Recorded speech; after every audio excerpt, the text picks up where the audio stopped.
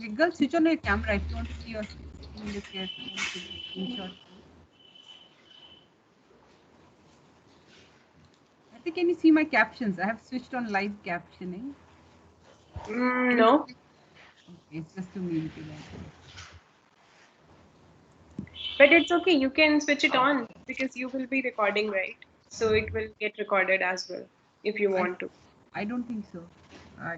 It is just for me. Like, I mean, if anybody is having trouble in understanding the flow or like having difficulty with English, you can switch on live captioning. So,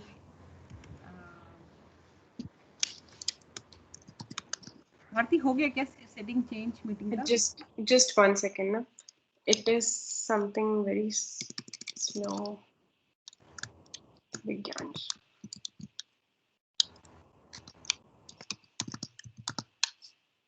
Yeah, I think I changed it. Okay, great. So we can start then, Darshna. Just 1 minute, I'm recording. I'm gonna start the recording. You can start. I'm gonna switch off my camera so that only 3 of you are on the screen.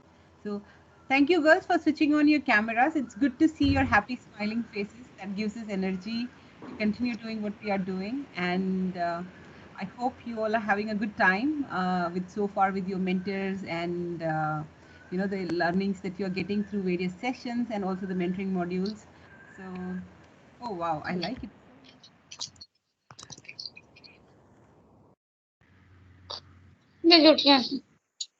Okay, good. So let's begin. Bharti, you start. I'm going to switch off Okay. my camera. And thank you, girls. We'll take questions at the end. Sure.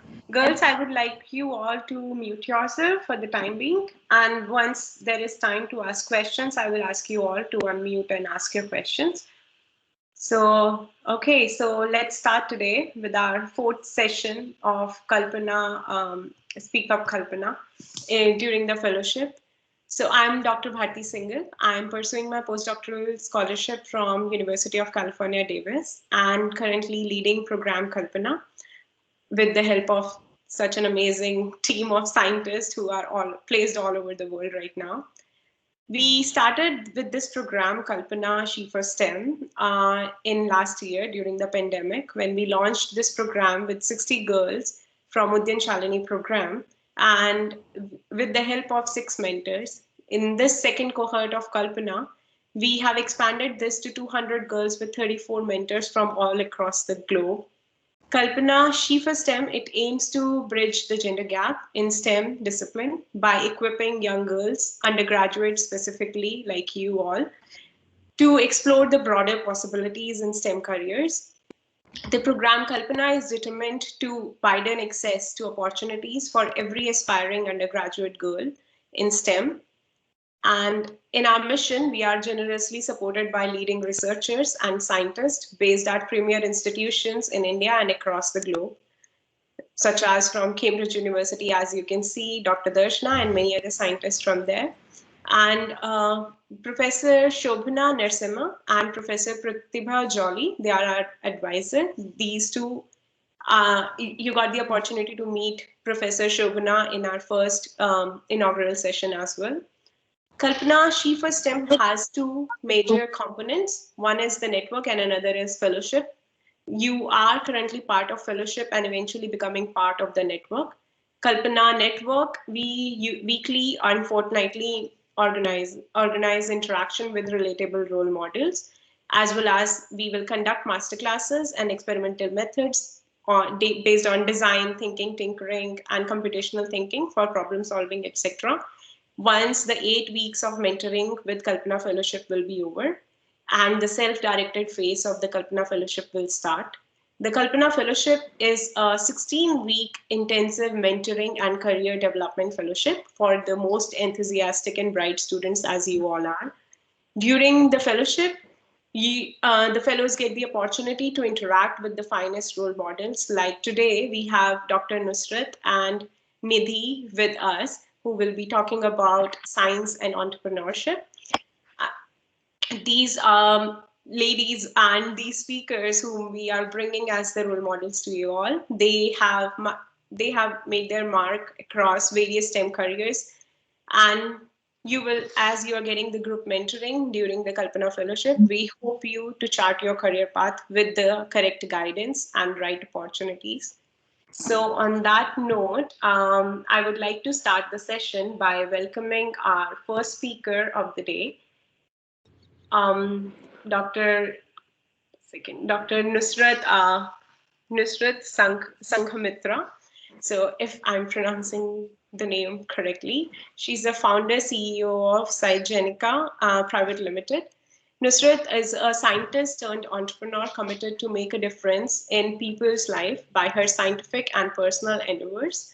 She started her research journey with a mission to find a better anti cancer drug with fewer side effects. She's a chemist by training and a fascination for biology that she has.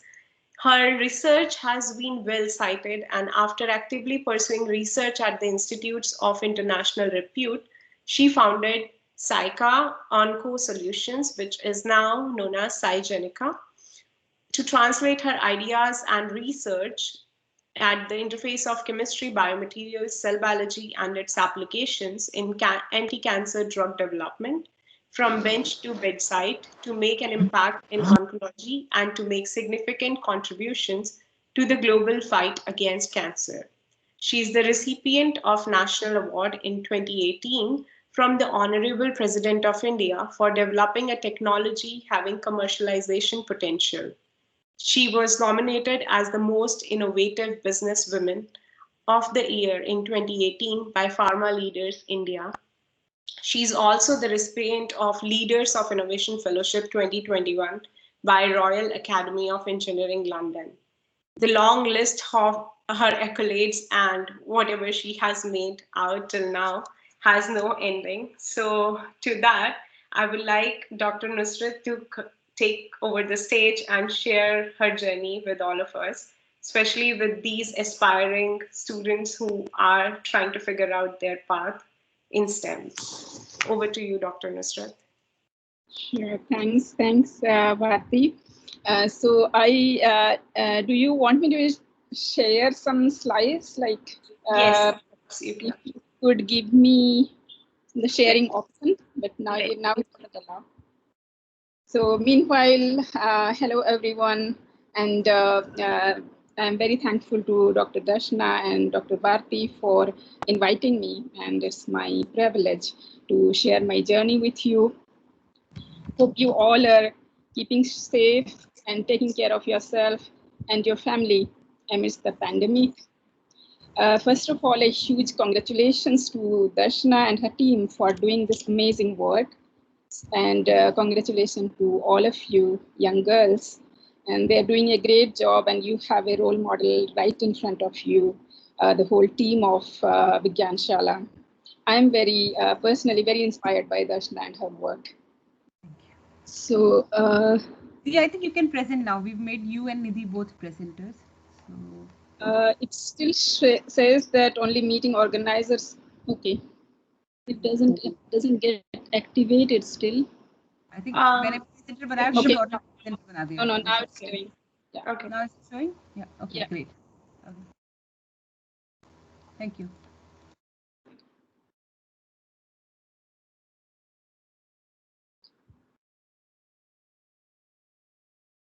Are you able to see my slides? Yes. So one request, Nusrat Didi and Nidhi both. Please, the idea is to give girls an opportunity to ask questions. So we are trying to keep the presentation under 15 minutes, so that they have more opportunity to ask questions. And Sure. yeah, so that's just a caveat I wanted to add.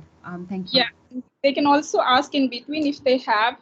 So even if I don't complete, that is okay. I will tell whatever I wanted to say.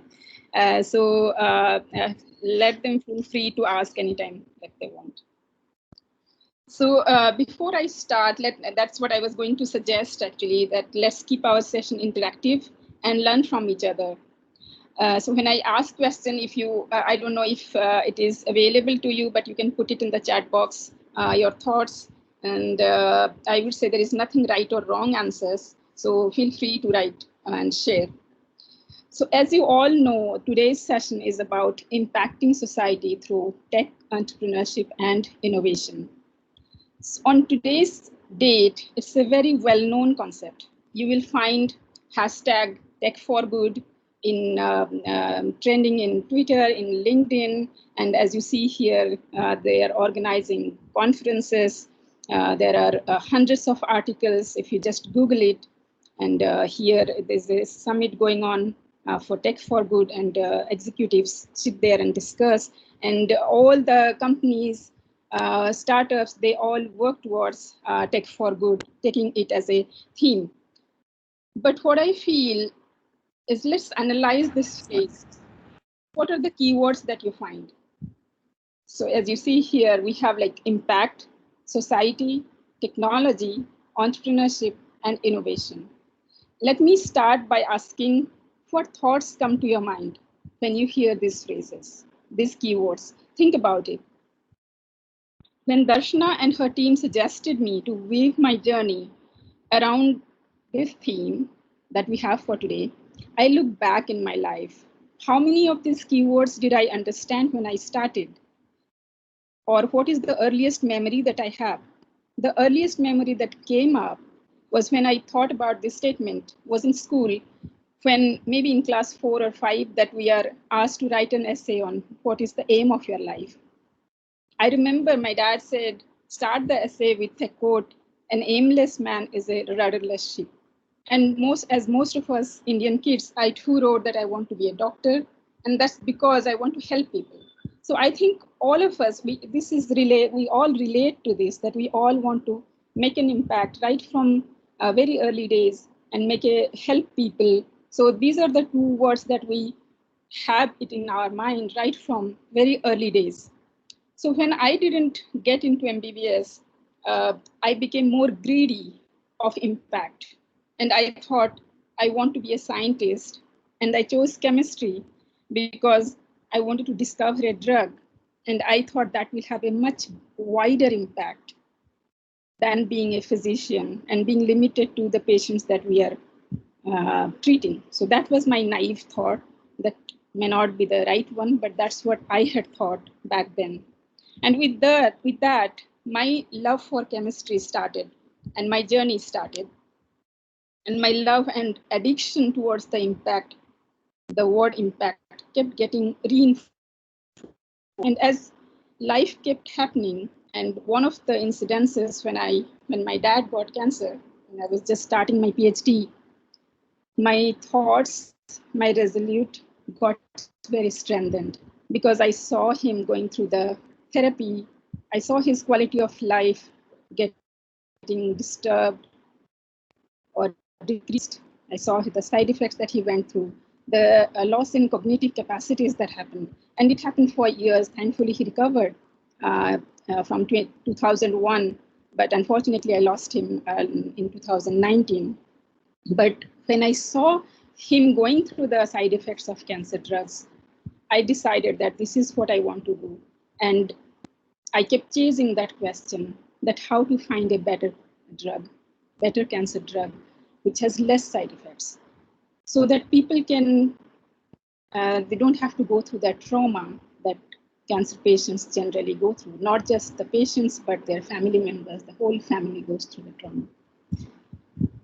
And I kept seeing that the way he was behaving, the way his cognitive capacity was getting reduced. I continued, and that led to the innovation. Where I started was in ISE, Indian Institute of Science, back in 1999. And I thought I'm going to make some really amazing drugs. I was very naive and very foolish, maybe. I didn't understand how notorious the disease cancer is and how difficult it is to discover a new drug. So, but I started synthesizing a lot of new molecules, and I found that they all show activity, or they all show are active in cell model, in the lab, in the plate, in the petri dish, but they are very, very toxic. Because when we did animal studies, they came up really, really toxic. All the mice died. And then I thought, there is no fun in just making more and more toxic materials, which is already we have a huge amount of toxic drugs well known, but it's important to make them less toxic. So that say, I imagine that why not we make cancer like fever. We never recover from fever really, but we take paracetamol, we recover for some time. Then we maybe again after 6 months, we again get fever, but we don't die out of fever all the time, although it happens often sometimes. So that is because the drugs are not very toxic. So that was in my mind that we need to make the drugs less toxic.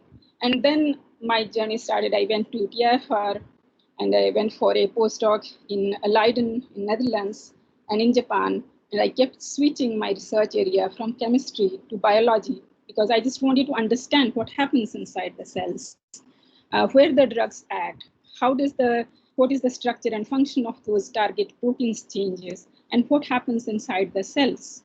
So it took quite a few years, as you can see here, 10 years, when out of serendipity, I discovered that's not something that can carry the drugs inside.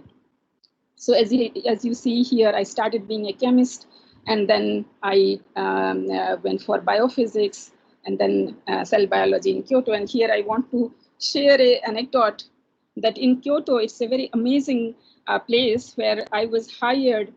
Their concept was, you should put interdisciplinary people together. I mean, people of different disciplines together. So they wanted a chemist to do biology because they wanted their belief was new innovations come when people from different disciplines look at the problem. And I'm very happy to say that that's what happened, because they took me as a chemist and wanted me to do biology. And I did some foolish experiment, but that was the beginning of the serendipity. But at that time, the turning point came during that journey, during that discovery, when I heard Steve Jobs lecture that your time is limited, so don't waste it living someone else's life. So I was like very restless at that time. So do I really, because what I wanted was the gratification, which was missing, kind of sitting at the back of the research lab. I thought I should do something in which I could see the impact of the work that I'm doing in real life, in a much more tangible way, in a real time frame. Because at that time, whether maybe let's say, I don't know how other people think, but at that time I felt I want the translational research. I want to translate what I am working on, and I want to see that in people's hands. But what is important is that you should have the courage to follow your heart and intuition. So at that time, I also read this quote by our own Dhirubhai Ambani, that if you don't build your dream, someone else will hire you to help them build theirs. And these two really made me restless.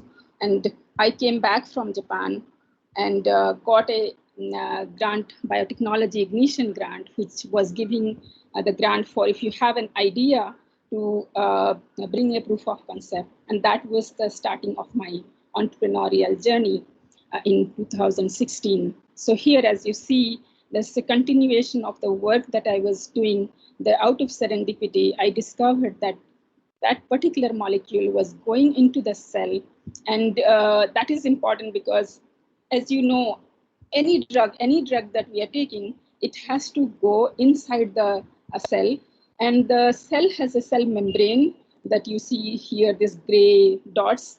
And the cell membrane is a very protective layer. It doesn't allow everything that you want it to go, or everything that likes to go inside the cell. Because cell membrane acts like a border control, when you go through the border, the officer doesn't allow you to go. So this is the molecule that was drilling through the membrane. It actually does this, the animation that you are seeing here. It drills through the membrane, goes inside, but it doesn't damage the cell. And that is the time I thought, this is what I wanted. And now I can connect my PhD work to this, that I can attach drugs with it so that it carries the drugs into the cell in a very effective way. And this is the mechanism, this drilling mechanism was not known in the literature. That it generally it goes by endocytosis is a term. I'm not sure how many of you know, but it's like the cell kind of drinks it, or if I get into a very general way. But this was the time when we discovered that it can pinch through the membrane or puncture through the membrane, but at the same time, it doesn't damage, the membrane reseals. So we can attach the drugs and carry it inside. So that was the beginning of my journey, entrepreneurial journey. And what I do, we do in CyGenica, as we are exploring that concept in 4 different verticals or 4 different pipeline of products that we have. Of course, these are all are very huge in their own. It takes time to develop, but our current focus is on making it for gene therapy. So I'll go to maybe simplify a little bit more, that you can see the first one, that I wanted to make those cancer drugs safer and better. And in the right side, you see cisplatin, it is written. So it's a trade name for our product. Cisplatin is a very well-known drug that cancer patients have to take. And but with our technology, if we are making a new formulation of cisplatin, then we could reduce the dose up to 10 times. And I think that itself will make a huge impact, because the side effects will be reduced to quite some extent. Because as you all know, the side effects of cancer drugs are huge. People get traumatized just by the side effects. The healing process itself is painful. So it is important to make those cancer drugs safer and better. And then our current focus is on gene therapy. As you know, CRISPR-Cas9 just got a Nobel Prize last year, and it's a Caesar protein. I'm not sure how many of you know, but it's like a Caesar. It just cuts the gene, and then say if you have a faulty gene and you have a disease because of that faulty gene, and then if you have this Cas9 inside, what it does is it edits that gene, and then you just recover. So this is a much better way. Of course, it sounds futuristic, nothing is approved yet, but in chemotherapy, the patients have to be hospitalized again and again. But imagine a day when the patients don't have to be hospitalized again and again. It's just a one-shot therapy in which you inject the genome editing therapeutics, and then it edits the gene, and then the patient gets better. So that's a fewer hospitalization effect.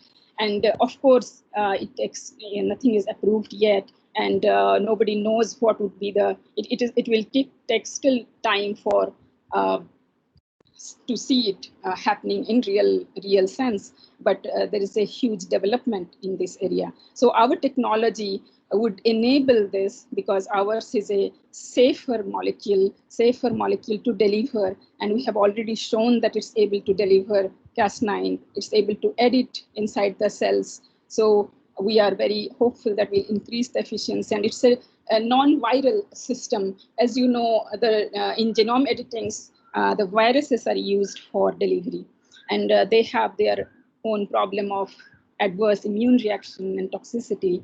And ours is a non-toxic molecule and non-immunogenic molecule so far.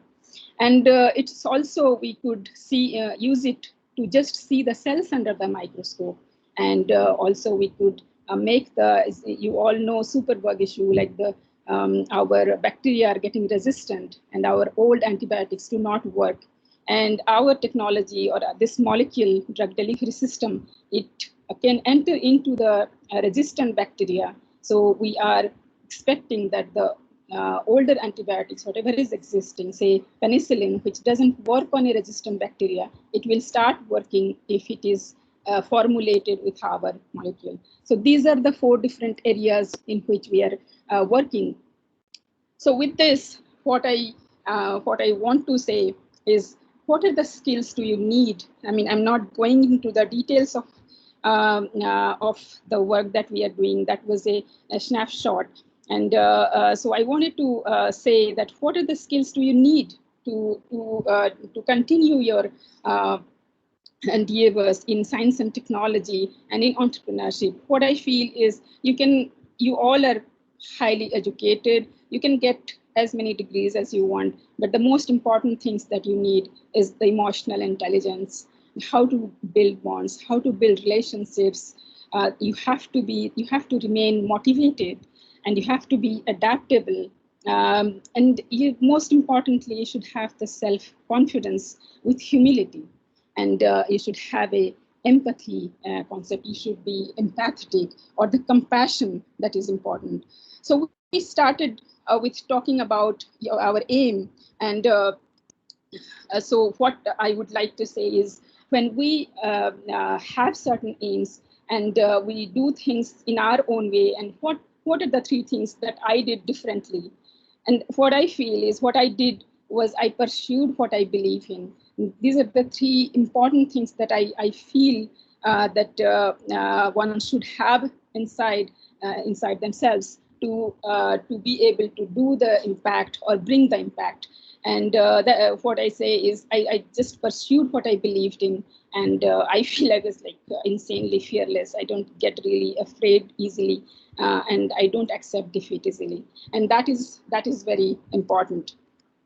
So to me, entrepreneurship, this brings me to like entrepreneurship, because we saw the impact was important, the society, the impact that we create in the society is important. It brings to the innovation. You do things that will lead to make an impact. So that brings me to entrepreneurship. And to me, entrepreneurship is nothing but a way of life. It's a mindset. It's a mindset to make an impact. And with technology, the impact gets wider. Technology helps you to have that or create that ripple effect, so that your impact reaches to a wider audience and to a wider market. So we started talking about our aim, and I would like to leave you with a question. What is your dream? Do you think aim and dream are two different concepts, or the same? Take your time, think about it. And to me, dreams have to be big, and because what is the fun in having a smaller dream?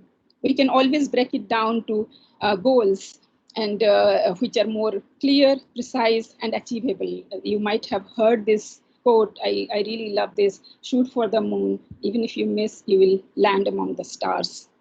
And so it is important to have that big dream. And I'm sure all of you remember Dr. Kalam's saying, dream is not that which you see while sleeping. It's something that doesn't let you sleep.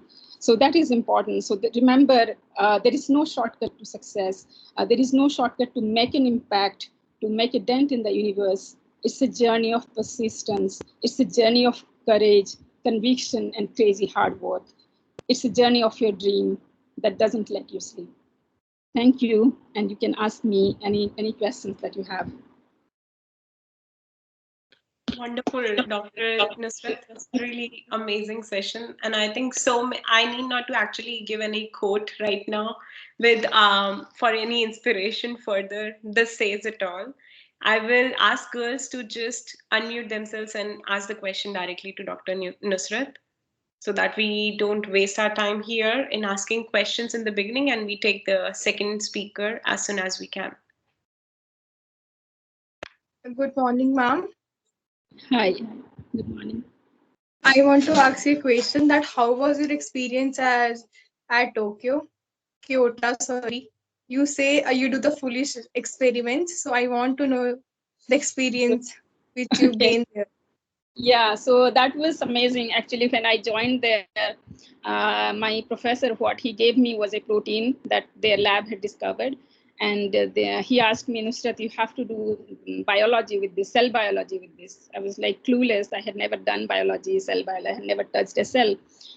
But I went to Professor Yamanaka's lab. You know, he won Nobel Prize for iPS cells. And I started learning iPS cells straight. And I took some iPS cells from his lab and mixed the protein with the cells. That's what I did. That was, I find it a very foolish experiment, but I just did it out of curiosity, because I labeled the protein, because I just love labeling, seeing things under microscope. So I labeled it with a fluorescent dye, and I mixed it with iPS cell. add a logic. I felt that it will make a scaffold and the cells will sit inside that. Rather, what happened is when I looked into the microscope, I saw all the cells were colored. Like I had made it blue color. So under the fluorescence microscope, I saw all the cells were blue, like in MES cells or induced pluripotent cells. What they do is you have two different layers of cells. One is fibroblast, and then the stem cells sit on that. So I saw instead of the stem cells, even the fibroblasts are blue, the iPS cells are blue. So I was thinking, what happened? Why everything is blue? So that was the beginning of 4 years of work. Why they are blue and what happened? What was the mechanism? So I found that a really stupid experiment to do. I don't think any biologist will just mix things with the cells. So that's what I refer to. And yeah, that led to this new way of entering the cell. This is the first time that we discovered that a negatively charged molecule can get into the cell, because membranes are negative. So generally scientists feel that a positive charged molecule will go into the cell. That's why cell penetrating peptides are there. That's why liposomes are there. They're all positively charged molecules. Generally, that's a general phenomenon. But this is the first time that it's a negatively charged molecule, but it still goes through the cell membrane. Thank so you. that's what I refer to. Nusrat, can you stop sharing Yeah. so that we can see you on the screen? Did it get Rest of you girls, you can directly ask questions to Dr. Nusrat. She is here, and we will have a Nidhi session after taking questions for another 5 minutes, and then we will again have Q&A combined for Dr. Nusrat as well as Nidhi after Nidhi's session. Ma'am? Yeah. Ravleen, I guess. Ma'am, what are the problems you have faced as a scientist? As a scientist, what do you say? I think it is problems in the sense that if you are asking about the societal problems or the family things, I didn't have any, because my parents they didn't have any objection. They wanted me to do whatever I want. But of course, life happens in different ways, and you face certain problems that people don't like to do, but you have to make your call. But other than that, it's a hard job. It's not a 9-to-5 job. So if you're on the top of the mountain, you're still thinking about what you have done, what experiments you were doing in the lab.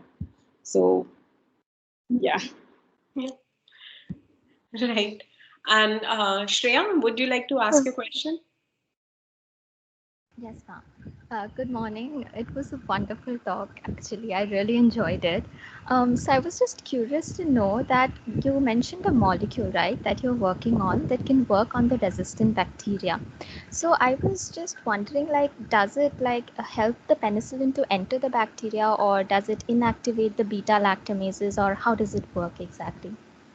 Yeah, so because how it works is in two ways, because this is the way it enters into the cell is different. It doesn't go by the normal endocytosis process. So it kind of punctures. It's like a mechanical method. So in our hypothesis, that is one reason that it is able to get into all the difficult cells.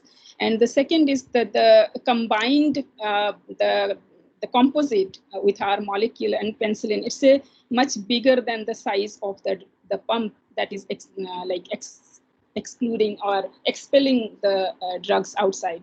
So it doesn't fit in the size. So these are the two ways it will help. One is the just entering to the cell, and then it doesn't let the drug come out because it's in a composite form, and the composite size is bigger than the size of the expulsion pump, the active site of the expulsion pump. Thank you. Interesting. Even I didn't know that a drug can enter this way. I have heard about nanoparticles, how people are actually delivering drug these days, but I didn't have an idea that you can form something by puncturing the membrane and you can deliver the drug inside. That's actually interesting to know. And Ravleen, would you like to ask a question? Ma'am, I actually wanted to ask that I have always heard this that if you really want to be a researcher, then along with biology, if you choose chemistry, like every time if you have your hands on chemistry, it gets really easy for a research. Like, is it so? Like, whatever field we want to, I just wanted to get an idea about this because I actually am so much into biology, but I have like sort of zero interest in chemistry. So, This is such a truthful answer, Ravleen. Thank you for sharing. Nusrat ma'am, what would you like to say? What I feel, well, it's my personal thoughts that I feel like these days the biotechnology, like the whole field of biotechnology that has come up, and when I interview students, I feel like they don't have that basic. I mean, they somehow lack that basic knowledge. So I always say that you have to pursue something in your undergrad degree. You should. I mean, people should get the opportunity to study either chemistry or physics or biology or mathematics, which are like core subjects, because that enhances it clears your fundamentals. Because when you start studying biotechnology from just after 12th class, you somehow like they read as so many different things together, they don't get strengthened in one of it. And somehow I feel I'm a chemist, so I'm always biased. Chemistry helps in designing better biology experiments, because you still have to calculate the molarity, you still have to know the kinetics. So the chemistry is basic. Like you should have the aptitude to you don't have to do a chemistry honors, but you should have the aptitude to learn those concepts and master those concepts. Only then you will be able to be a better biologist, I would say. Definitely. And I think, Ravleen, even if you don't have any interest, as ma'am said, any interest in chemistry, but if you really want to pursue biology, it would be better to be acceptable and to try to learn to whatever extent you can, chemistry and physics and mathematics, all of That that. all That of it actually brings really good amalgamation. I am right now doing biochemistry, focusing on biology completely, but I have really major role of chemistry and physics in my field. Without yeah, chemistry and physics, I cannot work in my lab probably. So yeah. exactly. It's important. Um, yeah, they are interconnected. You need to work with them together if you want to solve any Yeah, problem related to humans or anything with the life forms. yeah. So, Akshada, would you like to ask your Uh, question? I just wanted to add one thing, like what you both are saying. I think people need to stop seeing education as these box-like compartments. I'm doing Yes. engineering, I'm doing physics, I'm doing chemistry, I'm doing maths. Like whatever you may be doing, keep an eye on things that are happening in other disciplines. And I think that's the reason why we want all of you to attend these sessions so that your brain opens to different kind of things that are happening from all the way from big bang to drug discovery and entrepreneurship. And like if you remember Archana ma'am's talk again, I'm just re-emphasizing that talk. Like somebody who's working with Big Bang and particle accelerators and all is now using it for, I forget the hadron therapy or something for cancer treatment, right? And Yeah. similarly, I said this earlier as well. I didn't study biology at all, and I went to my PhD and I started working with DNA. So, and like not having studied it through high school, college, and everywhere. And then I realized, wow, what wonderful problems are there in bio that can be solved by physicists or chemists or computational people. So just keep an eye, mind open, and keep acquiring the skills, because the more skilled that you are, the better it will get for you to problem solve. So yeah, I just wanted to make that point. Thank you. Right. Really well said, because I always feel like when people are growing up and you ask them what do you want to become, they say something, I want to be an engineer or I want to be a physicist or a chemist. I feel like people should think about what problem you want to solve, and then you apply what skills that you need. You should be excited about solving a problem, whether it is in physics or chemistry or anything. And that problem, if you are convinced about, or if you have a strong conviction to solve that problem, then find out what it needs and learn all this. Exactly. Look for the greater good. So Yeah. either help the climate, nature, or humans, anyone, whomsoever, we are interconnected as well. So yeah, I would take just two more questions before I go to the second session. For now, I can see many hands, like many hands here in the chat box. I will take every other question after Nidhi's session for Dr. Nusrat as well as Nidhi. So I would ask girls, those who have asked question, please, you can put your hand down. And Shramana, would you like to ask your question? Hi, ma'am. Greetings. Yeah. So, ma'am, I am a great enthusiast in tech entrepreneurship, and I think this session is going so well for me. So, I just wanted to ask that what were your experience in your initial years of entrepreneurship? Because we all know it's not that we start a company and it gets successful within a couple of years. So, what was your initial experience and what kept you going? Yeah, I'm still in the initial phase only. I started in 2017, and I'm still in. I haven't yet crossed the valley of death that they say. I'm still in that, lurking around. But the initial experience is because I always I didn't become an entrepreneur just to be an entrepreneur.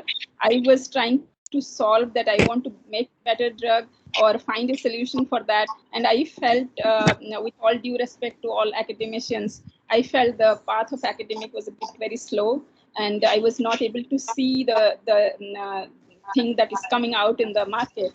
So I chose to do it by myself, and fortunately I got the BIG grant to start.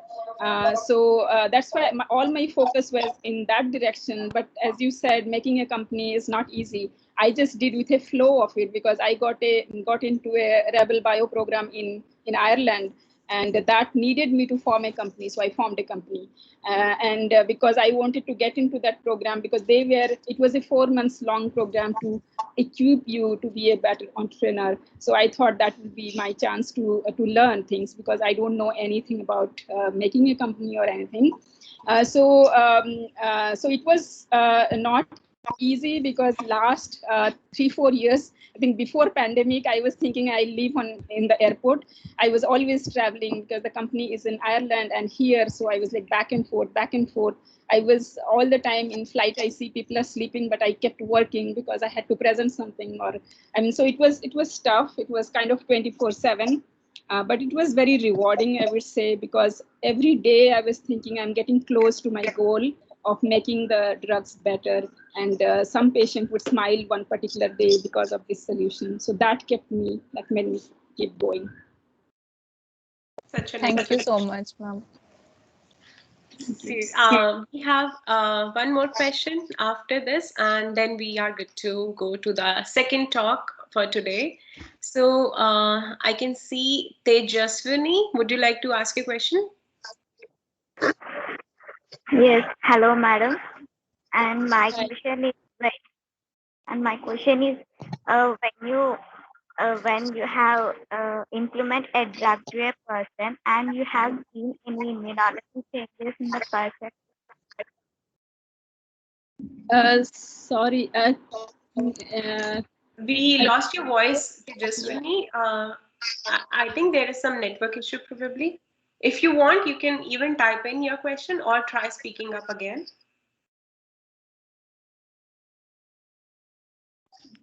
Ma'am, you can audible me now. Yeah. Yes.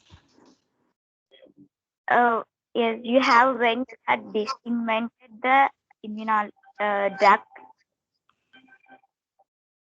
Are you audible me or any disturbances? Yeah, I still couldn't hear the question. Yeah, ma'am. I will type the chat. My question in the chat. Yeah, it's good.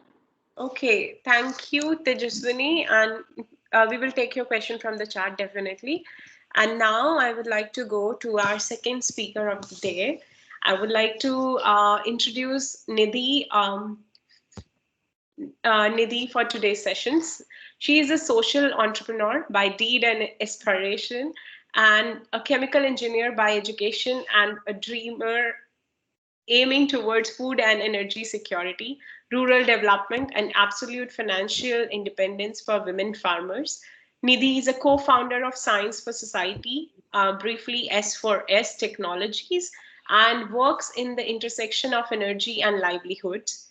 S4S Technologies is a near farm gate, first mile food processing platform converting farm losses into value added products through the intervention of sustainable technology, helping farmers earn assured additional income.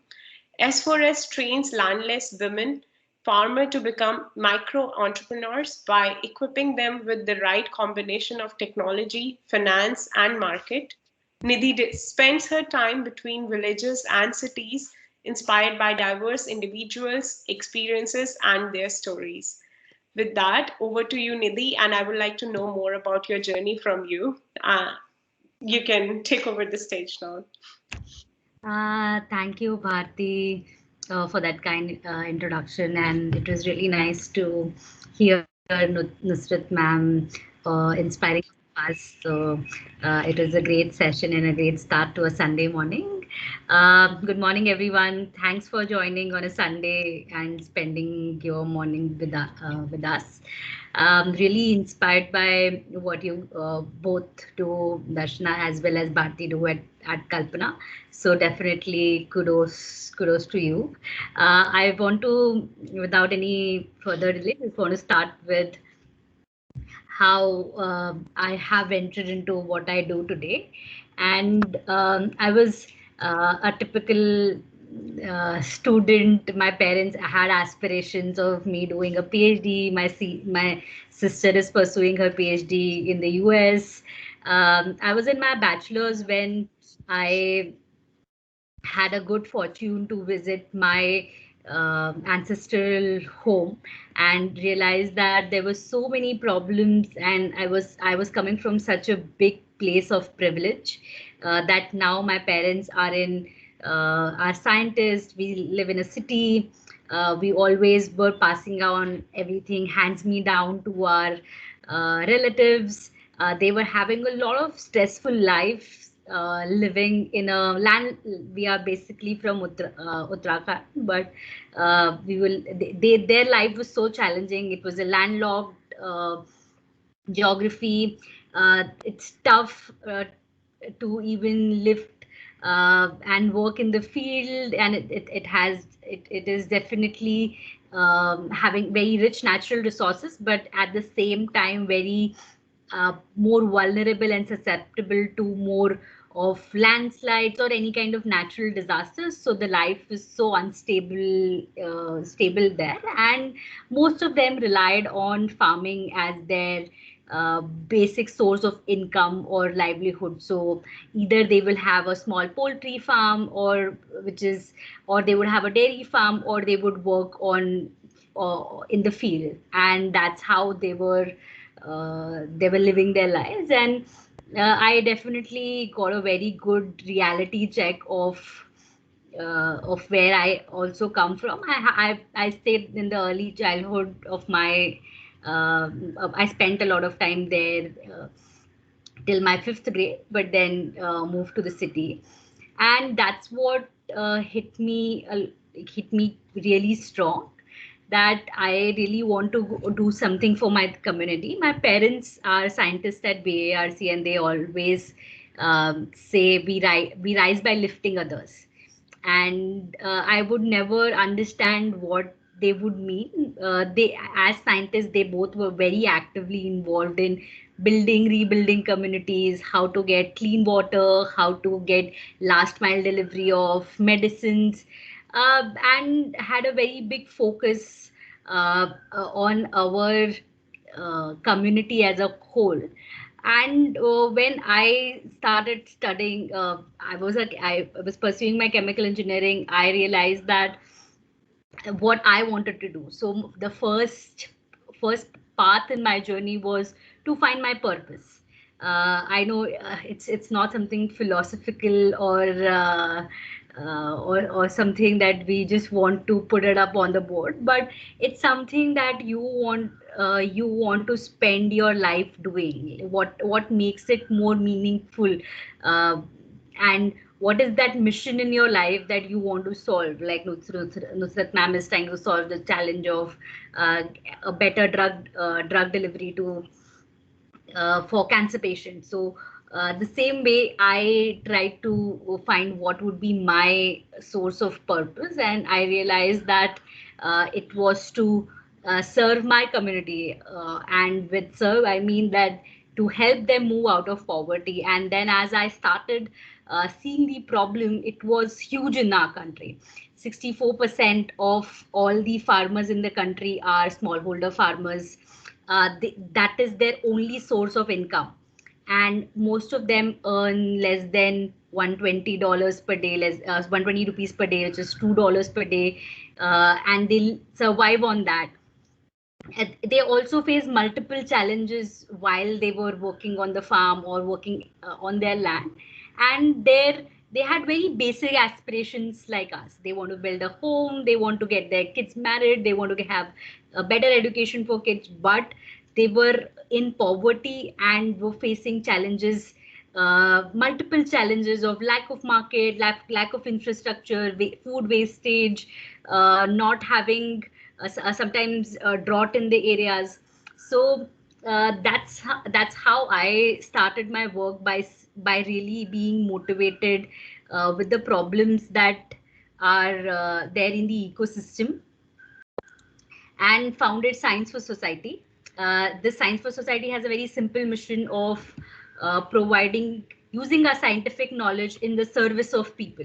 So we use science and technologies to solve some of the most pressing challenges faced by the most vulnerable people, the people who live in poverty. So, and right now our focus is completely on agriculture.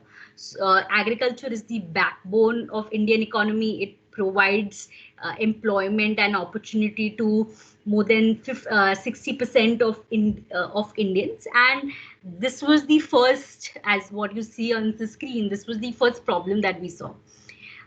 India loses food worth $14 billion, which is 60 million tons of food, which the farmers are producing, is getting lost every day in the entire supply chain. When I say supply chain, it means that from farm to when you actually get it to your mandi.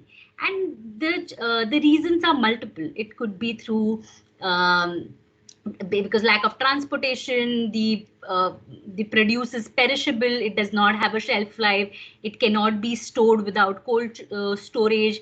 For cold storage, you require continuous amount of energy to be put in these villages where electricity itself is a challenge. How do you install such sophisticated technologies? Sometimes just due to handling, we see that a lot of food is lost because you're not properly handling the produce. So this was the challenge that we saw as in my undergrad, when I was pursuing my engineering, and realized that, oh my God, this is such a big problem, and so why are we not solving for it? What can there be actually a technological solution that can help us prevent this or overcome this challenge? And that's how we started what we do at S4S right now. At the same time, when you see so much wastage, you also see that in Maharashtra, every 30 minutes, one farmer commits suicide. Uh, either they are not able to get the right output from their land, they already are having so many loans that they need to repay, and somehow they have lost the hope. At the same time, there is a big gender angle to what happens at the farmer's end. First is that women are responsible to run the household. Most of the men migrate to cities in search of jobs and other livelihood options. Either they become a Uber driver or they are working as laborers somewhere. So women are responsible to work at the farm, and also take care of the household. These women are working as farm laborers in most of the part of the country. They are in bigger land and they work in really harsh environment. They are out of their home from 7 a.m. to 7 p.m. They don't have uh, any proper labor rights, that they can actually get the right minimum daily wages that they actually actually should get, and there is no formalized way for these women to also voice their opinion.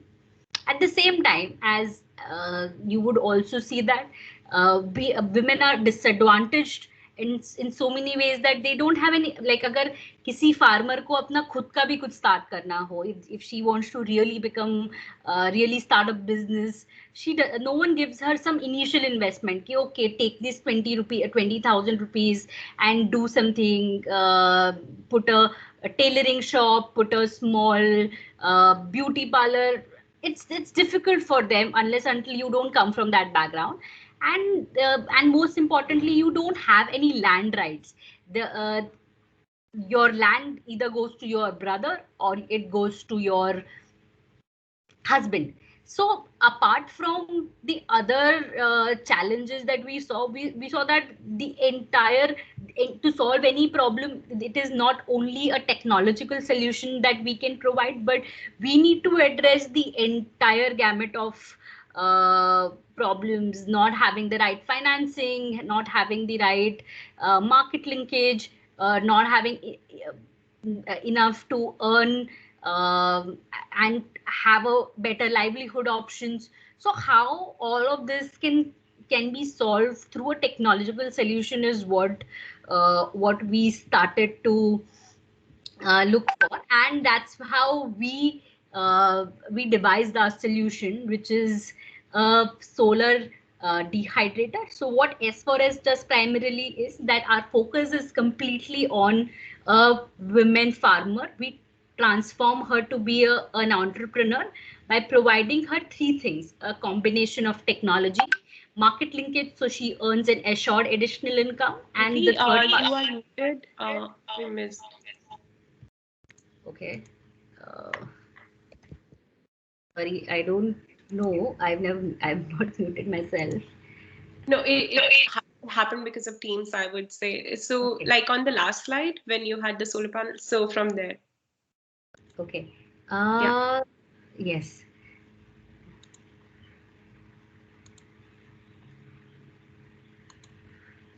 Yes. So we devised a solution which was focused.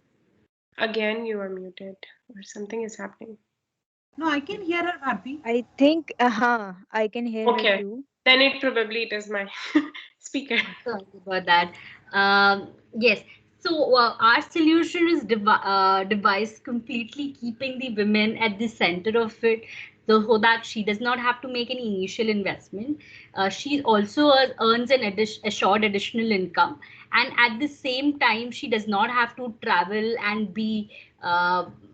She has to be far from her home and family. She does not have to travel to some place to work as a laborer, and she can do this all by being at her home.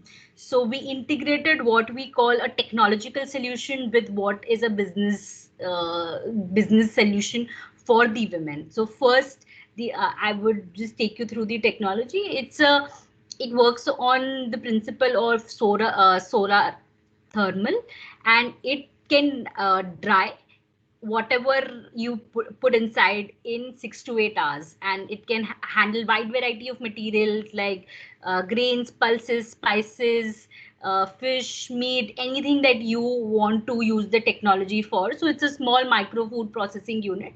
We give them a combination of machines and set up these farm factories for these women. This is just one of the technological solutions. We'll see through the slides what are the we give them a combination of these. And what women have to do is that they have already been practicing sun drying, uh, so they were very accustomed with this concept. And what we did was that to provide a technological solution to it. With sun drying, there was uneven drying, the moisture was not reduced properly, so you'll get fungus, and it was not something that you can earn through. You can only use it for your own consumption, and you and it provides you food security. So farmer अगर अपने घर पे है तो they can use this to preserve the food that would have got wasted, and they can use it for their own consumption. So uska bhaji bana sakte hain, ya they can use it as a porridge. So different ways farmers can use with their for their own consumption. But what machine was devised was completely keeping the women in mind. So there is no major movable component. She does not have to lift anything very heavy. This is something, the capacity is something that she can easily work on. She does not have to think or have any kind of barrier to use the equipment. So what is dehydration as a principle is that it removes water from anything and increases the shelf life of the produce by 1 year. So it's a preservation technique. अगर आप अचार जैसे बनाते हैं, you put oil, salt, everything as a mixture, and it's also dried form, and it's a preserve. The same way, this is a preservation technique. What we are trying to also solve is that we are not transporting water at any stage. So when there is a volume and weight reduction, there is a lesser need for transportation. So this also saves more than 1 million tons of CO2 from entering the environment. So this is a clean tech solution that we have designed. I will not go in much deeper into it, but this is what S4S does in crux, is that first we work with the farmers, we help them grow the produce, we provide them the right inputs, provide them the entire advisory. This is something that we have integrated with a satellite mapping solution that we provide them. After getting the raw material from them, we give it to our women who are using these processors to process the produce. We provide them an additional income. We train them also completely on these machines, and then we buy back the produce. We have it, we take it to our own factory, which does any kind of quality controls, grading, sorting, metal detection, and make it fit to the customer, and then supply this to the food and beverage industry. So अगर आपने Saffola oats खाया होगा, उसमें carrot and French beans are made by our women entrepreneurs. If you any Szechuan chutney by Ching's, all of the raw material is supplied by these women who are producing this at the farm gate. Also like Maggie, a lot of other more than 800 customers are whom we are working with. So what we are trying to solve for also is a basic need of providing better employment for these women. So they have something they can rely on during their lean periods. They have an assured income that is coming in. So this is an additional profit of 1 lakh 60,000 to 1 lakh rupees that they earn, and we are helping them to move out of poverty. This entire solution that we have designed solves for three major things. First, it is win-win for all. It's win for the environment. We are using a solar powered solution to reduce and prevent food wastage. So you don't have many post-harvest losses because you're already, whatever you know is not going to get the right price in the market, you would preserve it. Second is that you're getting an assured additional income for these farmers and the women. The money is directly going in the hands of the women, and now she's a breadwinner in the family. So these women have found a new identity in their villages, that they are these climate champions, and they are also the breadwinners in the family. They can make decision on where the money is going.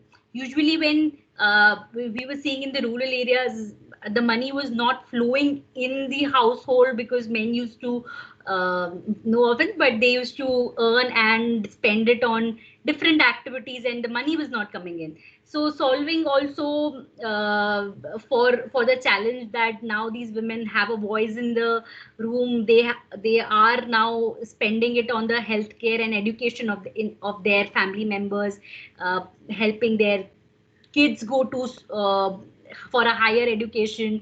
They are paying EMI of for the motorcycle that their husbands have taken. So they are using the money in different ways, because money can really unlock those kind of opportunities for these women to really push forward what they believe is right. And most of the time, as the homemaker, it is their responsibility to do this. So women definitely now are better decision makers. They have gone ahead and become part of the political system. Someone is sarpanch, and it has given them a completely new identity. So shifting the power dynamics in the local ecosystem as well. And the third and the last is that when we are reducing these food wastage, uh, these people are also consuming these products for their own better nutrition, addressing their nutritional gaps that they were having. Initially they were just eating rice or any other commodity crop that was available, but now there are better ways in which they are moving from these cash crops like wheat, uh, cotton, corn, and moving to a lot more value added products and better horticulture crops that will help them on better income also. So gradually moving them out of poverty. This is as far as my journey is concerned with what we do at S4S. Is first is that it is very mission driven and it's very purpose driven. We all have come together. We are a 60-member team. We work with more than 500 of these women and more than 10,000 farmers in this period, and it is all for the betterment of the farmers as well as the women. So it needs to be a win-win solution for everyone. It should not be only that we win. The second and the most important thing that I realized as a technologist, and I have taken various roles as an entrepreneur, whether it is a marketeer, whether it's a financier, multiple roles, is that what we start with is by identifying the problem and how big the problem is and what we can do to solve the problems. And it's not only one direction oriented that I want to do this. No, I don't want to do this. This is the need. A lot of times technologies are made without keeping the end user as well as the customer at the center. So taking an entrepreneurship journey has helped me identify that that there needs to be it needs to be defined around the user. And the third and the most important part of this is that entrepreneurship is a very we have these awards. You might think it's really very rosy picture, but it's a very lonely journey. It's also very a lot of times requires a lot of perseverance. It also is a it's very challenging at every stage as much as it is rewarding. But at the same time, right now is really a good time for women uh, uh, to start any venture, because there are proper ecosystem developed. You will have so much support. You would have mentors. You can get funding. Lot of opportunities get unlocked, and this is a great time for any of you to start anything. And I would really conclude all of this by saying that the most important part of any venture is the team. Is the right set of people who join you, the army of people who believe in your vision, who believe in that we all. So it's not only my company. It is that all of us have that kind of enthusiasm, energy, as well as then skills to solve these problems. So really, the team is the most important part of any startup venture. and what you're trying to solve. So again, coming back to what we say is that why we are doing it. If everyone is aligned for it, it would really be a good cultural team. It would be a good place to work at.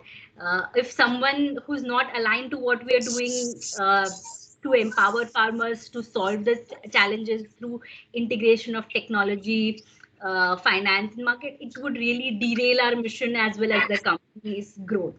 Right now, we whether it's your impact or your collective impact is what it needs to be really um, really be the focus of it, that we are here to drive to have a multiplier effect when all of us come together. So working as a team is very important, without without even thinking that all good ideas came from you, or to do something which is below your brand name schooling. So really need to have that detachment, that you are an individual versus uh, to work as a team. What matters is just doing your job, and it's just doing it well, and nothing else matters than that. So yeah, this would be my experience, and happy to take any questions from all of you.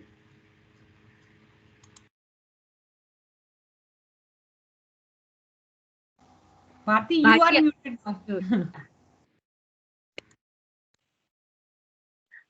Okay, thank you, Nidhi, and thank you for making that wonderful remark at the end. It is all for the social good that you're doing, and basically with having a problem that you identified and later people joining in based on what they would like to do is what they are actually doing with your team. And this is a very good work that S4S is doing. Probably if there are some, I don't know, like, does S4S have some internship opportunities for the students who are in the agriculture sector, or something that you would like to share with the girls? That would be wonderful to know, because I know that some of our girls are actually coming from agricultural undergraduation background that they are studying.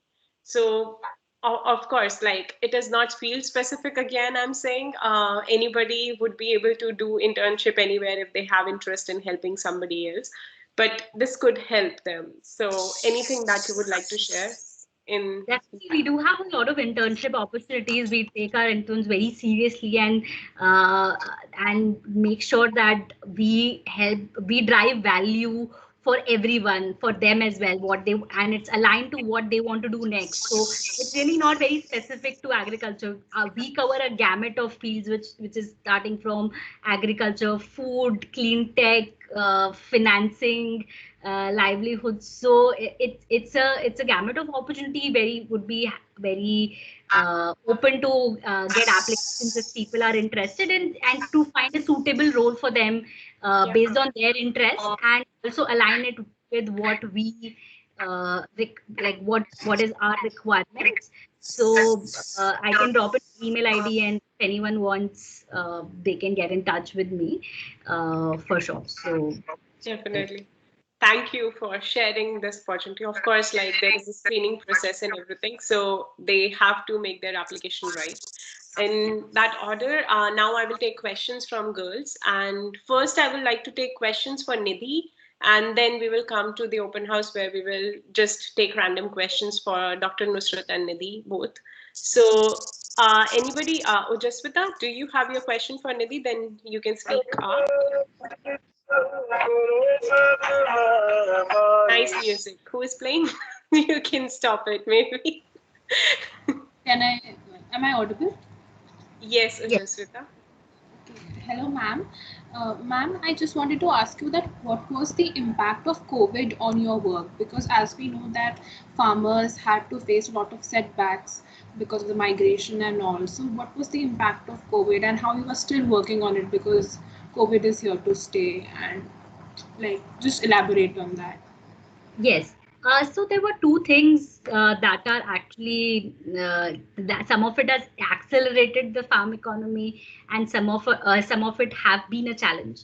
So first is that when we actually get the raw material from the farmers, a lot of them wanted to preserve the food, whether through a cold storage, through a warehousing, or through processing. So we really saw an increase in the sign-ups that farmers wanted to get our equipment so that they can preserve it, because they were not getting the right market because mandi was closed. That was at the start of the last year. And late second was that as most of these men were also moving back, we were seeing a reverse migration where they were going back from cities to the villages. They were looking for employment opportunities. They were looking for what could be the options through which they can earn money, and they have limited. Either they do a small shop, a garage, a poultry, or a dairy, or through these any other allied livelihood opportunities. So that then also we saw a very great demand of our products, and we are growing like 135% year on year. I don't know what that would mean, but like last year was our highest year of revenue, which is 20 crore. So saw that demand. So on that end, we were not seeing any major challenges. And farming is really a big market, so it could also vary from region to region. We work very concentrated in Aurangabad, Maharashtra, Orissa, and UP. So our experiences could also be different.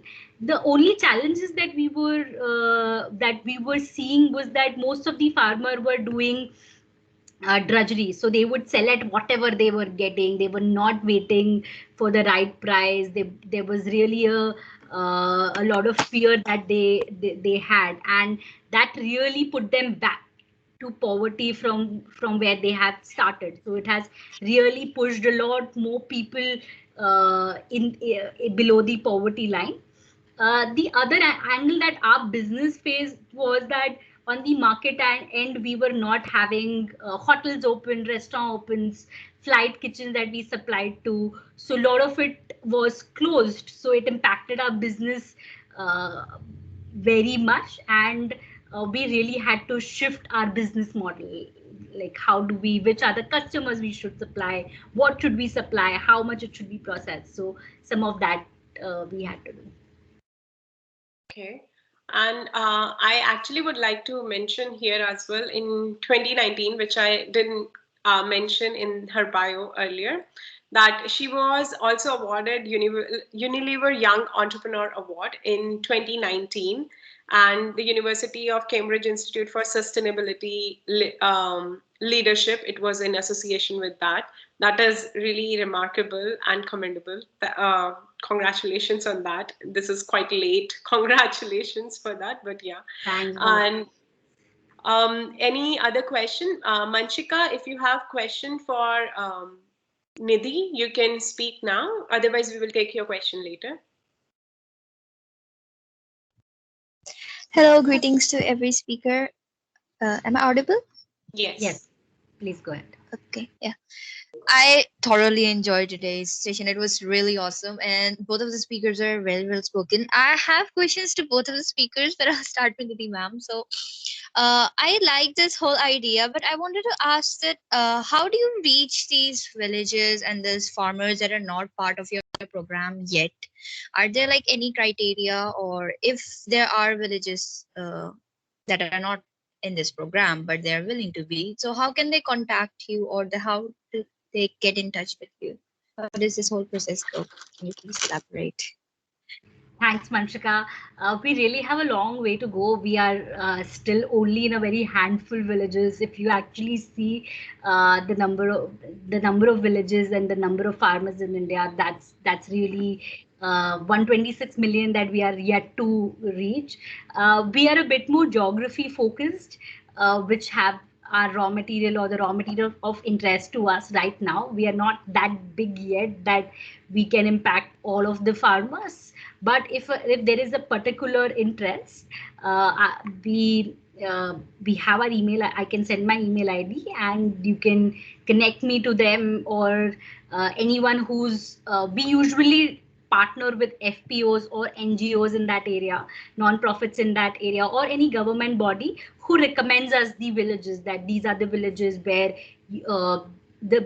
are the people who need it. So these are very need based approach that we follow, and we also follow where there are multiple crops, where they do multiple cropping and are not doing only one, like cotton or soya bean. So we do have a selection process in the for both the farmers as well as micro entrepreneurs, that they should have this much space, there needs to be hygiene that needs to be maintained, what is their land holding. We don't deploy more than 20 machines in a village. So there are definitely parameters, but if you have anyone who would be interested in something like this, please feel free to connect me, and I can also send you my contact details. So just drop me a WhatsApp on that. But to be honest, we are not marketing, or we are not going to a lot of areas and a lot of states. Earlier we used to do hardware sales, where we just used to sell the machines without the buyback. We have more than 3,000 installations in almost all the states. So we do tell people that you can go and visit the pilot that is there in every state or with the government. So that can be done, but I'm sorry, we are not there everywhere yet, and have a long way to go.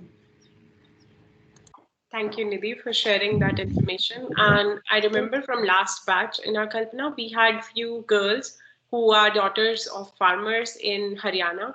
So definitely, like, such kind of information we will be able to transfer to them. And probably if you have anything near Haryana and if they can benefit from the services from S4S, that would be good. So next question, I would take Khushi. Would you like to take the question for Nidhi? Yeah. Thank you, ma'am. Hello. Hello. Yes. Hi. Yes, Khushi. So, like, I'm really fascinated by the entire talk. I have already, like, I am into social. I want to do social entrepreneurship. I want to like do something. Even I have done a project on agriculture. Like we have seen that in Maharashtra as well. We did a research project during school. So it was about that in Maharashtra, the cold storage. We have a lack of human resource to take care of the cold storages, and so much of like onions, potatoes, they get wasted in the rainy season. They are like left. They're open on the roads. They are left, and they are like in the rain. They get बारिश में सारा भीग जाते हैं और वो गल जाती हैं प्याज और मतलब जिनको नीड है उनको तो पहुंच नहीं पाती so we felt like we did a project on how that the conventional methods we used earlier to protect these, like we used to build mud houses and we used to like do underground storage in the barren lands. So we did a project on that.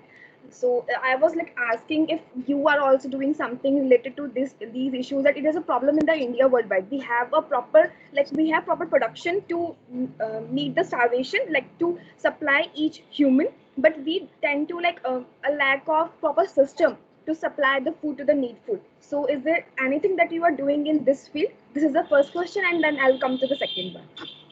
Sure. Khushi, yes, we are also doing, this is not our core business, so we don't do this directly, helping farmers build cold storage. A lot of time cold storages are not being operated by all the farmers because it's at a distance from village. The cold storage requires the kind of energy that the individual village cannot provide. So it requires like a proper three-phase connection as well as allied electricity.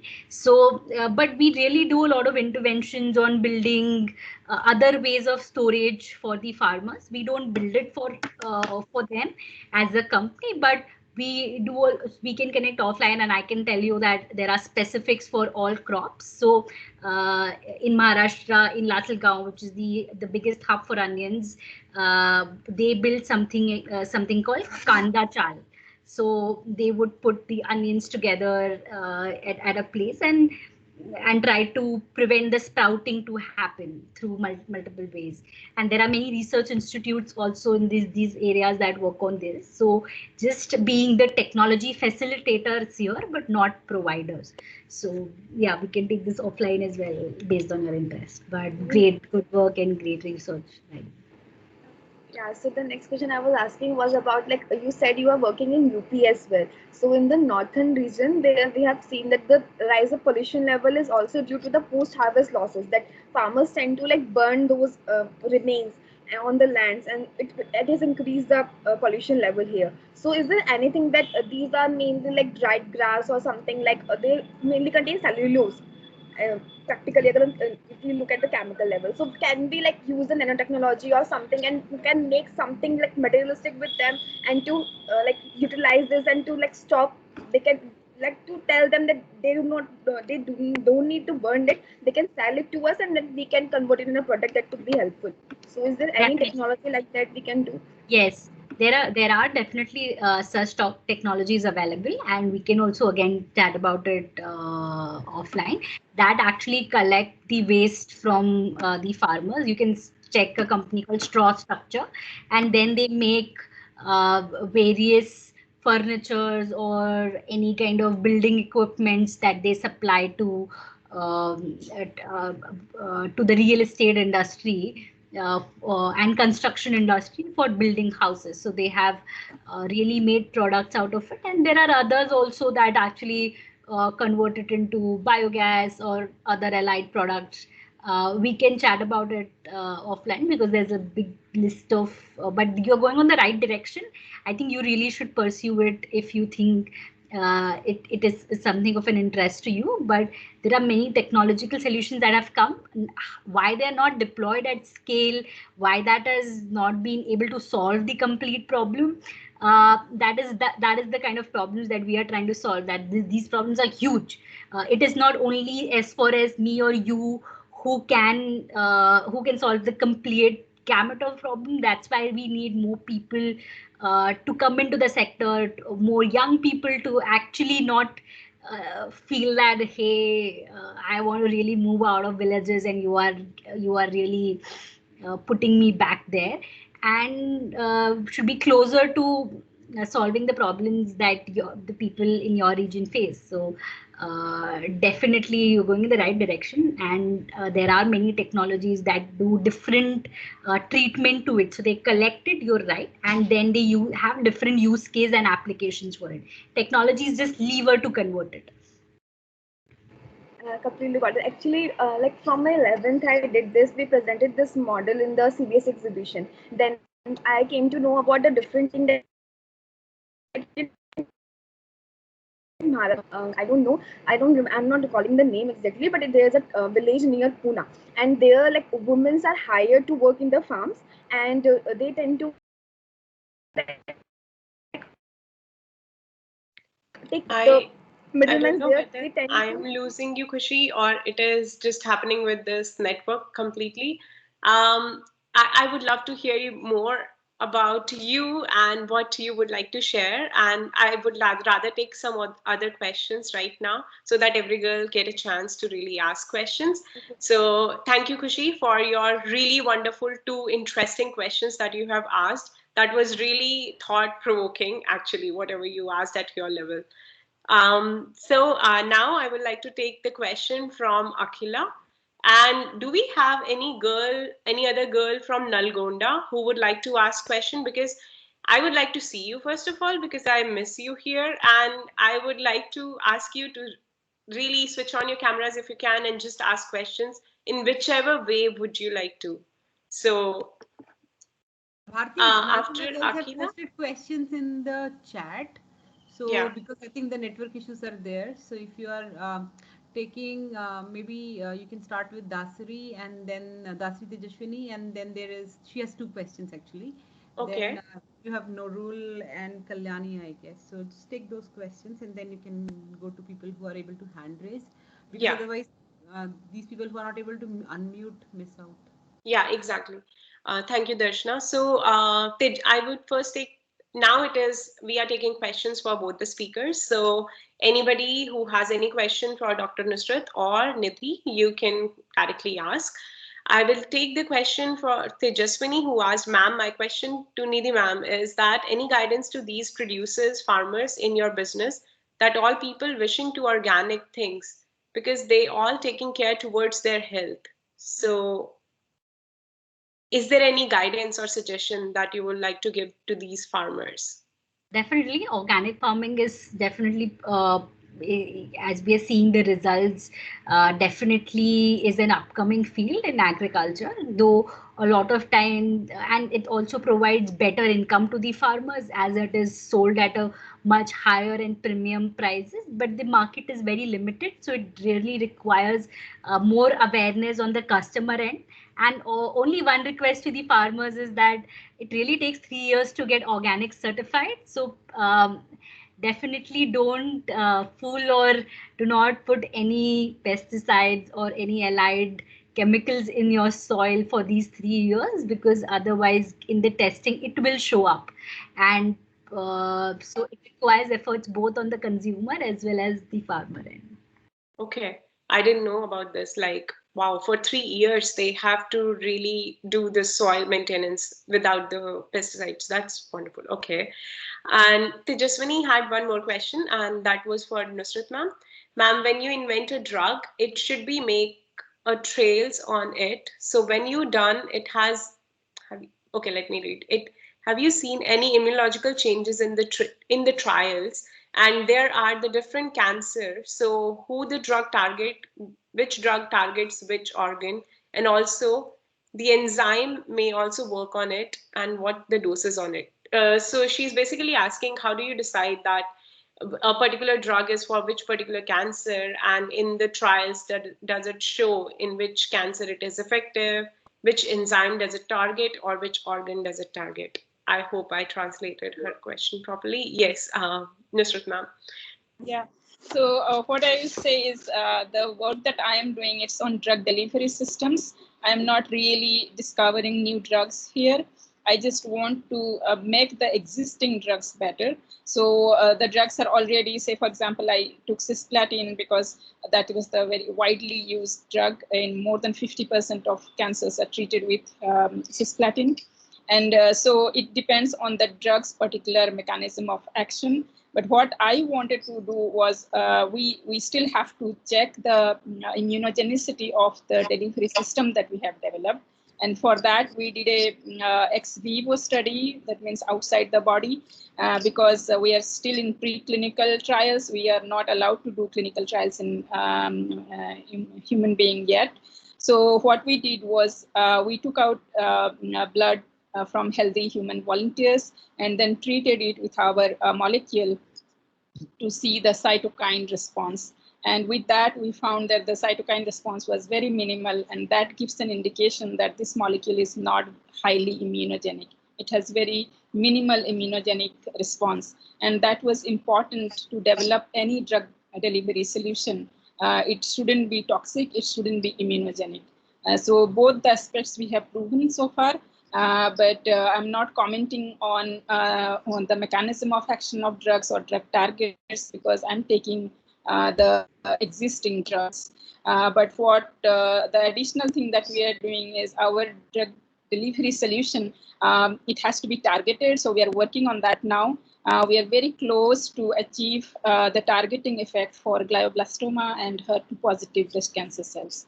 So in that aspect, we try grafting our molecule with the receptors that will bind the ligands, which will bind to the receptors that are overexpressed by the cancer cells. So that's a very well-known phenomena in the literature. That's how we are in the initial stage. That's the approach that we are taking to make it targeted. Okay. I don't know if I answered her question. No, of course. Like, I understand, and probably she was able to understand. So related to the targets, so basically, CyGenica is not working on finding the new targets. It is working on the new the drug delivery system for the existing drugs. And which we have seen even during the COVID cases, how the cytokine response is actually going up, and they are trying to lower the immune response rather than exciting it more.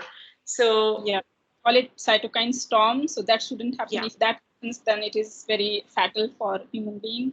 Yeah. So so any delivery system, I remember when I first time proposed this in Bairat, chairman was sitting there and he asked, the first question he asked, Nusrat, is it immunogenic? I couldn't answer at that point of time because I had just started, but we took this approach to, I'm very confident now that it will have very minimal immunogenic response. because that's the crucial to develop any biologicals or any either biological drugs or new delivery systems. Okay. That's nice and good to know that you're working towards what is already there in delivering that, because people and scientists have already put in so much effort in finding those drugs. It is the time to really deliver those drugs in a better way. So yeah. So I will take next question from Akila. If I missed you last time, so Akila, please ask your question. You can switch on your camera as well. Hi, ma'am. Hello, Akila. My Yes. question is for both of you. Ma'am, what is your most challenging project that you have been involved with during past years? Nusrat ma'am, do you want to go ahead? You go ahead. I'll take that later. After you. Yeah. My most challenging project has been to really provide, without electricity, how can we actually effectively run some other parts in the village itself. So we are doing a lot of trials on dairy. So for setting up a processing unit at on the field for dairy or cornstarch or any kind of extraction, you require a bit higher amount of electricity, and that's the capacity which the village cannot take. So that has been my most challenging uh, task, that how do we devise more energy efficient solutions for these rural areas which do not have the right kind of electricity.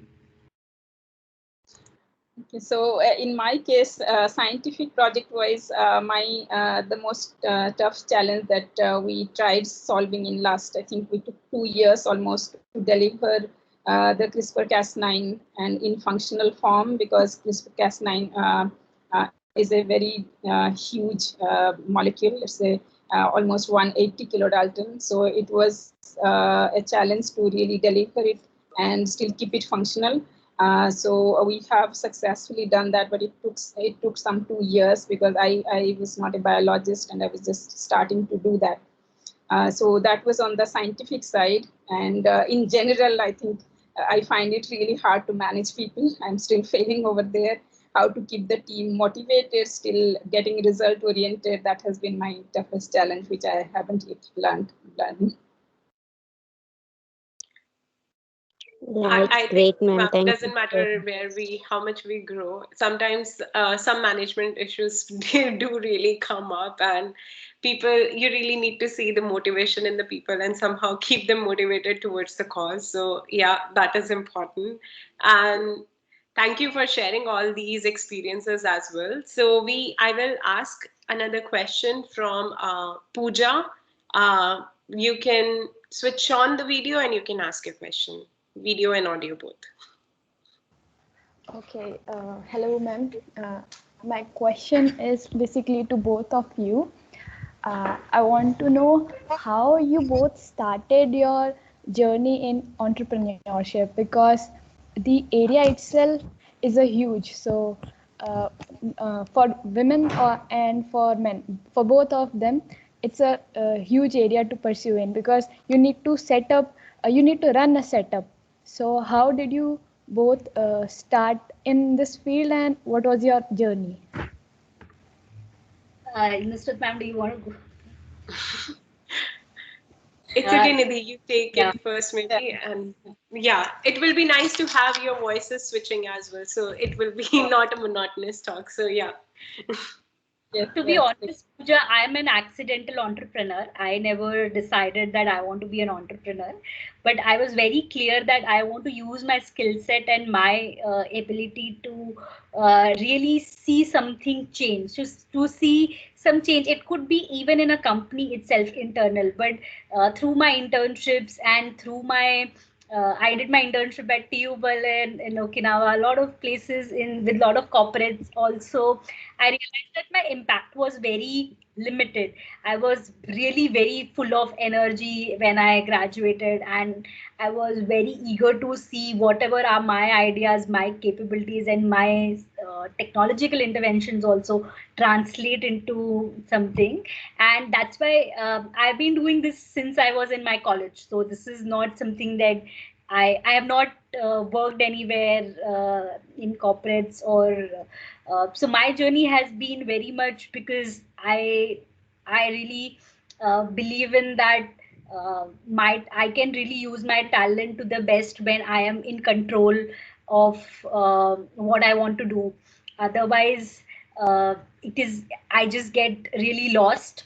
So my journey that way in entrepreneurship began when I was in my when I was 18, 19. I was in college, and very importantly was very focused on solving problems. So it was not an entrepreneurial journey. Earlier we used to do all sort of things, not only like sell something, but we had that complete arc. So first you try to discover what the problem is, then you try to discover whether your solution is the right fit for the problem. Third, you discover that okay, what is that customer journey? Are you changing anything? Will this be something that the customer will adopt? So we earlier started as selling these equipments to farmers. We realized that we were only solving small problem, which is that of food wastage, and who in the supply chain is going to pay for it? Like farmer क्यों ही हमारा कोई equipment लेगा, क्या करेगा वो लेके? वैसे ही उसको इतना प्रॉब्लम्स है to get farmer as our customer was very difficult, though the problem of food wastage is so huge, but I was never able to find out who will pay for it. Like if I have these dehydrators set up at a mandi, what should be done? So that also took time. And then the complete arc where you learn about managing team, getting value out of what you do at each stage, product pricing, raising funds, working capital management, branding, marketing. I'm still really very enjoying my journey because every day, no 2 days are similar, are same. And there's so much of serendipity. You don't know what will come your way. So I was really happy when, say Kalpana Fellowship contacted me. I would have not got an opportunity to meet so many people and see so many ideas, and maybe in the future Khushi messages me and we collaborate. And I think that is the whole fun and the kick part of it also, that you as an entrepreneur get. And apart from that, I think the ecosystem, I really talk about the whole ecosystem because they are ecosystem like your accelerator, incubators, funding, all government. It is all unified to have come together to really make entrepreneurship not as a taboo, but earlier, like my parents also were like, "Arey, ye kya hai? Ye NGO chala rahe hai." Yes, they never understood it, right? But now, because of so many things, it also gives them some confidence. I think really entrepreneurship is getting kind of glamour. It should also not lead us in the wrong way. So we are not any superstars that we're getting all these awards, but really it has come through a entire cycle where, as much as that government job is looked great, then working for an MNC was, oh my god, like you are working for Microsoft or my son is working for this. Now entrepreneurship is also getting the good amount of traction, I would say. So sorry it took a bit longer, but this is the whole entrepreneurship angle to my. Yeah, and now I think this is a wonderful explanation to that, and you're true about that. And when we had other girls and we see girls from remote areas, their parents really wanted them to be teachers, and they somehow get this thing like, okay, teaching is the safest job, I will do it. It is the most comfortable for a girl to do. And through Kalpana, actually, I do not say that don't be a teacher. I would just say that maybe try to be a lecturer, and maybe like think little more bigger that if you can. And whatever in your capacity is, definitely we need good teachers in elementary schools and all these, and to develop more better human beings that we have right now. So it's good, but dream big. Maybe on the side, like maybe you have some other talent, maybe collaborate and do some internship with other universities and still be a teacher if you want. And just think little more bigger and out of the box, and that is the whole purpose here. I would like to take a Thank you, question ma'am. from another Uttarakhand girl that we have. She is okay, Tanuja. Yes, Tanuja Pant. So Nidhi, another Pant is there. Oh, sorry, Nusrat ma'am. Would you like to take the explanation to her question as well, and then we will go to Tanuja. She was asking the same question to you. Yeah. No, I think Nidhi covered it quite well, and I think most of us entrepreneurs often come to it by accident. Like I'm an accidental entrepreneur myself, because I just wanted to solve that problem, and I felt the academic path was little longer, or I mean slower. So I thought I will do by myself. But the trigger was the concept that I developed was not accepted by my professors in Japan. So I quitted there, and I thought I will. And at the same time, I got a grant to prove that hypothesis. So I took that as a challenge and came to India. And then when I proved that, that led to the to forming CyGenica. CyCompo Solutions was the first name. So it was by accident. I didn't know that I want to be an entrepreneur or make a company, because I think I never understood what it is. But it is just that's the way I thought I would be able to make that impact. So in my case, it was like that. I just wanted to solve that, and I still don't know if I'll be able to do, but I just wanted to give my best. I have a habit of, like, if I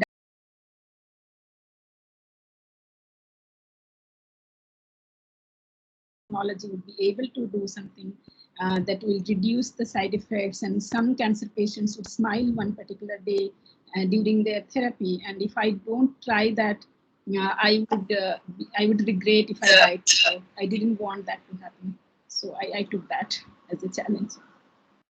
Yeah, yeah. I think in between, I just for a microsecond I lost Nusrat ma'am, and probably something is happening with Darshana's computer because she's recording the session. Darshana, make sure it is fine. And then Tanuja is asking you another question. So she's from Uttarakhand. Tanuja, if you're here, you can ask directly, or otherwise I will ask the question for you. Good morning, all speakers, and thank you for this such a wonderful session. My question for Nidhi ma'am, that how this idea came to your mind that we can make something like this for food preservation, and also I want to ask that how much quantity of product we can dry in one time in one system. I'll answer the second question first, which is 200 kgs. We can dry at once. So around 200 to 250 kg we can do. Second question, that how this idea came. It was not any one eureka moment. First is through observation, and second is the principle of design thinking. I heard. I think Bharti ma'am was mentioning. First is seeing the problem and understanding that well, and then second is to see what is the feasibility of different solutions, and then to make what are the best options. We could do a cold, you can preserve through a cold storage, you can preserve through other ways as well. Then why only drying? With drying, we believe that the energy required for preservation is same for as energy required for processing. So you are not trying to feed energy all the time. So with cold storage, no offense, but I always thought that it takes so much energy. Just giving you an example, like you drink cold water. Why should we even drink cold water? You're actually, there's water, you're putting more energy to it to make it cold. So simple solutions that actually solve bigger problems. Simplicity is directly proportional to scalability. So if you want to solve a big problem, try to make a simple solution out of it. Yeah. Yeah. Thank you. Thank you.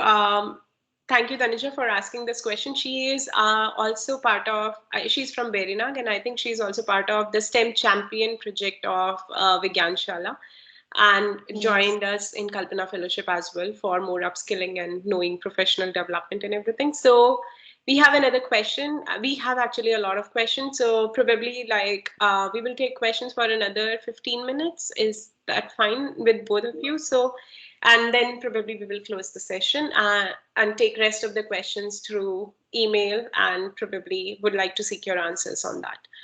So Kamakshi asked, while working in the field, patriarchy plays a big role in degradation, women condition, but also for women who come from oppressed communities suffer both.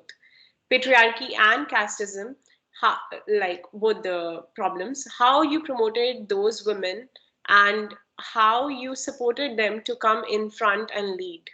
Nidhi, I think this question is for you. So yeah. It's a very sensitive issue. Completely, what you have been saying is very right. I was really very. It was a discovery for me that caste plays such a big role. But and definitely that is true that during our selection also we see if someone is from more marginalized community, and how can we first protect them so that they don't get more marginalized, that okay, now you're earning better, so your mother-in-law hates you more, or your husband is really try to be a roadblock. So do take first sensitization sessions on all these. Second is to work very closely with the on-ground partner and see what kind of role are we playing. It should not be a catalyst for changing their internal dynamics also. How are we promoting it is very much through doing activities with these women. Specific, we don't have any kind of demarcations or differentiation for anyone who is from anyone from different castes, but we try to highlight really good success stories of these women. And what we have seen is that if they earn so much, if they are the breadwinners, the sole breadwinners of their family, and are taking their family out of poverty, we have seen that to be a big plus point of internal dynamics. Second is how in villages these play. I'm sorry, I would not be able to answer that because it's still existent. We are not able to eradicate it. If someone is, but we are able to give them that respect. I would not say all the places also.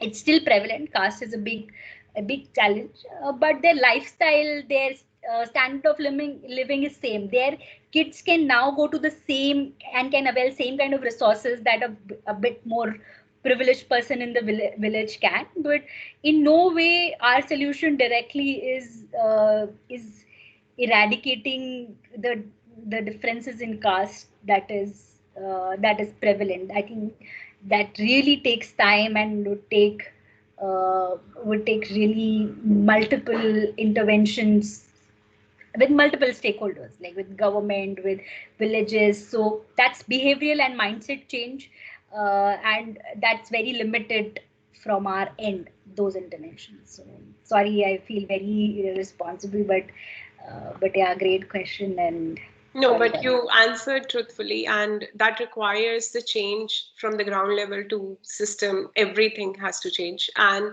I think girls, because you are getting this opportunity to learn, so probably the change should start from you, and make it happen in whatever level you can in your communities and everywhere, even in the families of the urban, even in the urban families. I see that it is not just an issue in the villages or something.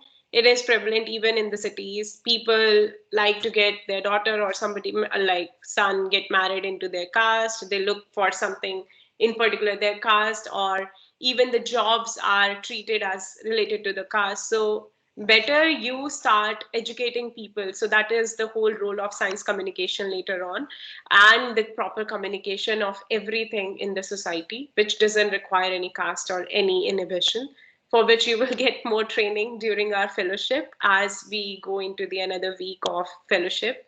And I think I will take another question from Deekshan. Yes, Nusrat ma'am, would you like to add anything? Yeah, I just wanted to add to that I mean, it is just not it's not that it exists in the villages. It exists at the very end in the till the investors community. I think 2 years back, I was told, Nusrat, you are a woman and you have a scarf on your head. and you are coming from a third world country, all these three things will stand against you. So you have to remember that. So on my face, somebody just said that. So it is not just it's existing here, and it's everywhere. Like we feel in abroad, everybody is very like educated and they are at the very developed state. But this was told to me. So this will be there. This is going to be there. But we shouldn't mind that, and we have to build ourselves. We have to keep going against all this. So it's not just villages; it's everywhere. I'm so sorry to hear about that experience, and the person had really some guts to say this thing to somebody. I would have really got offended and bought into the fight. But yeah, Darshana has something to add on here. Darshana, would you like to say? Yeah, I just wanted to add to what Nusrat Didi was just saying. Like, I mean, thank you, Nusrat Didi, for sharing this. This takes a lot of courage to share something like this with an open platform. But I just want to emphasize it for our girls that discrimination is going to be part of our lives. Okay, I mean, wherever we go, we will face things that are against us. We will have to swim against currents a lot of times, and we will come across people who have narrow mindedness. But I think it's all about standing your own ground and continuing to resist is what is more important. Had Nusrat Didi like sort of just given up on thinking, oh, even abroad things are happening like this, where should I go, and it wouldn't have been, she wouldn't have been where she is today.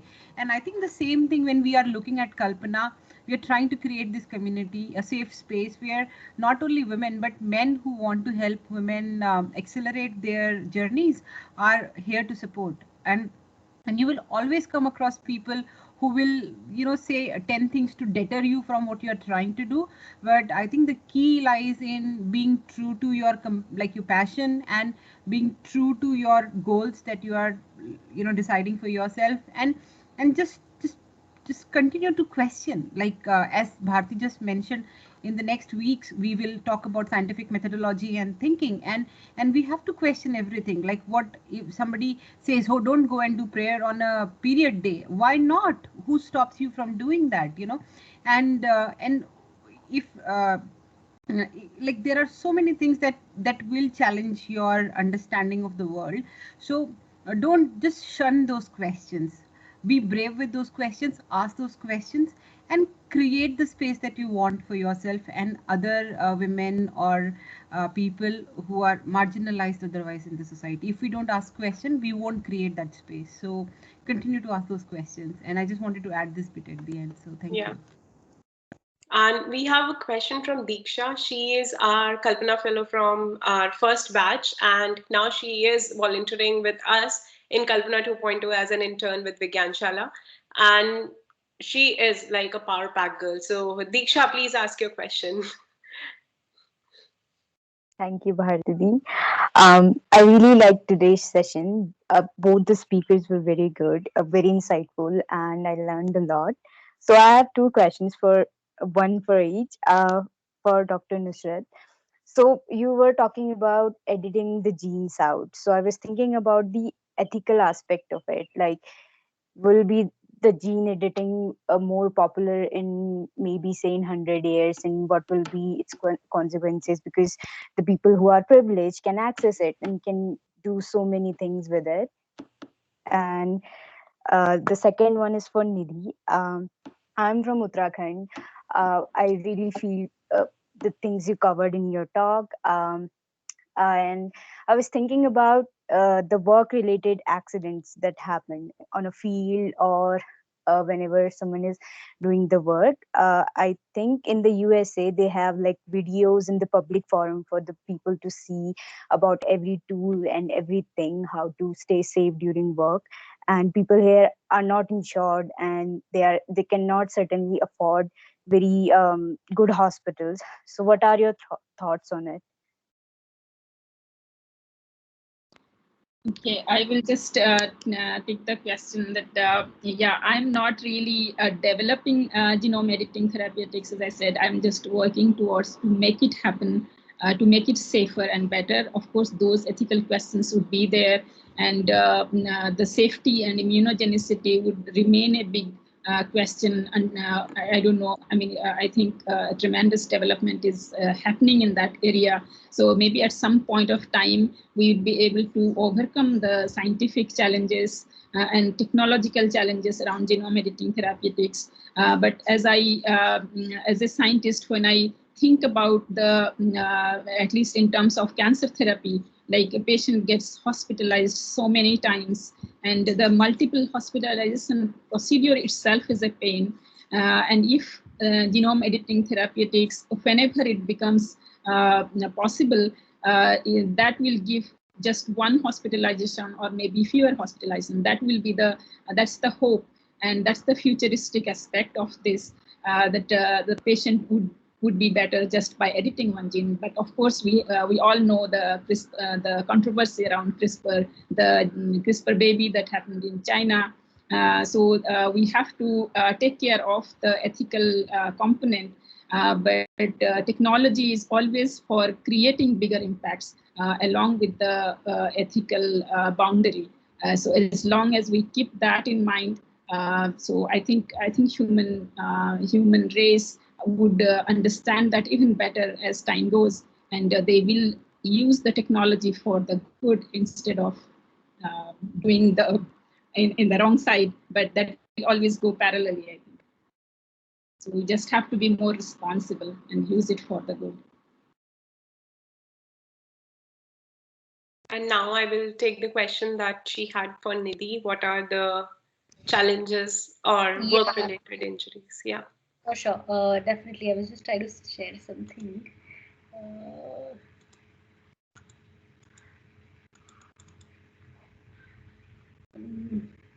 Not able to share. Just a second. Yes, I will definitely show you the training videos that we have. Definitely covers a lot of things that you were asking, but just to give you some background, through ESIC as well as through ELI, there are many labor, just to give you that example, not comparing it likewise, but that there are definitely everyone has to deduct some amount of from their payables as an insurance that is paid to the government, so that they are insured. And say if someone is working in our factory, has an accident, so he's covered throughout the lifetime by the government. So there are definitely some of these kind of insurance which are there, which are government led and are mandatory. Now these are all micro entrepreneurs, and how are they going to be insured is through something called workman insurance. So they are, if someone is working on the field and gets directly injured through a cutter, I think that is the only part in our machine that can actually could have a consequence. So for that we provide them workman insurance, and that is how they are covered. But in terms of accidents and safety, it is something that is of utmost importance to us, and we take it really seriously. Just wanted to show you some amount of animated these kind of videos we make, different uh, just that gives them every day some amount of understanding that training, that safety is so important. A lot of times it is in some houses in the village, there are no railings when you're climbing stairs. That in itself is not in the safety protocol. So with decentralization, things are definitely difficult, and that's where our efforts need to be really dedicated. Thank you, Nidhi, and thank you, Dr. Nusrat, for taking Diksha's question and answering it so clearly. And I would like to take another, I think, 4 questions more, and before we close the session with the closing remarks. So, Sandra, would you like to ask your question? Then we can have Sai to ask the question.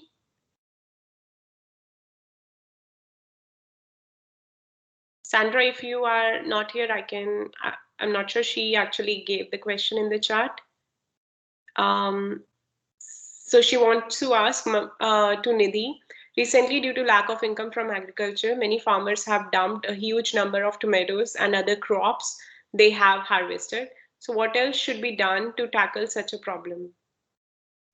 A lot of good harvesting solutions need intervention, because why farmers are also dumping it is because transportation logistics, that parity, economic parity is not getting is not in place. That to get lot of times cost of transportation is higher than the value of produce, and in crops like tomatoes the harvesting cost is also very high, so because you need to take care of each tomato. So some interventions first on the market prices, yes, they are fluctuating a lot, so something farmers should really try to do contract farming if that is possible. Second is if they can really look at for their variety, what is the average pricing. Like tomato is a big challenge. You the prices really fluctuate, like the shelf life is really small, but the price fluctuation is not during the season, but and farmers don't have anything to store, so they should come together and form collectives through which they can also put this in cold storage that is required. And more they should directly connect with the market, whether it is through export, and not rely on mandi or through their traders to do it. So some efforts from their end would also be helpful. And as far as the technological solutions are concerned, so any kind of preservation method, whether it is cold storage, drying, that needs to be really adopted by them. Through puree, making puree of tomato, ketchup, it does not require any big kind of equipment. So some interventions at village level could be helpful. Yeah. Okay, and that's nice. We can go for the another question. Sai, would you like to switch on your video and audio and ask a question? Sandra said thank you. She was there in the chat. So, yeah. Am I audible? Yes, Sai. My question is for Nidhi ma'am. So, you were studying chemical engineering, and then you, after completing education, you started S4S. So, what were the things you had to learn which were totally different from what you were studying in academics? That's my first question.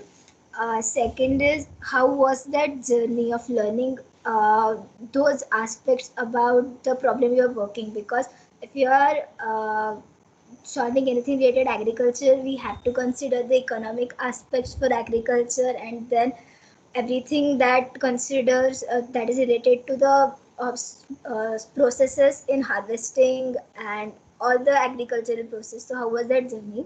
And the third question, uh, do you feel that there are advantages you got from learning the chemical engineering or something that you can apply here to solve the problem? Thanks, Sai. Great question. Really going to go fast, just in interest of time. First is, I think engineering as a degree in itself is great for problem solving. I've not looked at it as something that at least at bachelor's level, it's very much problem solving. So it gives you those tools for you to analyze any problem and in an analytical way, as well as venture into it without. So a lot of problems that we solve are mechanical engineering or electrical engineering related, but we are able to learn very fast. So engineering, I've always looked at engineering as a way in which that helps you build those skills of being hands-on, as well as have the scientific understanding. So second is that I've really enjoyed learning about finance and market and brand building and these kind of things more. And I don't have an MBA, but I think I've gone through that entire journey, and it's been really, like, you have this fellowship, we also learn things through fellowship. So if you are interested to learn something, there are no dearth of resources that are available, and it would since if you try to do more application based learning, things are faster. I have learned everything by doing, so that has always made my learning process more fruitful.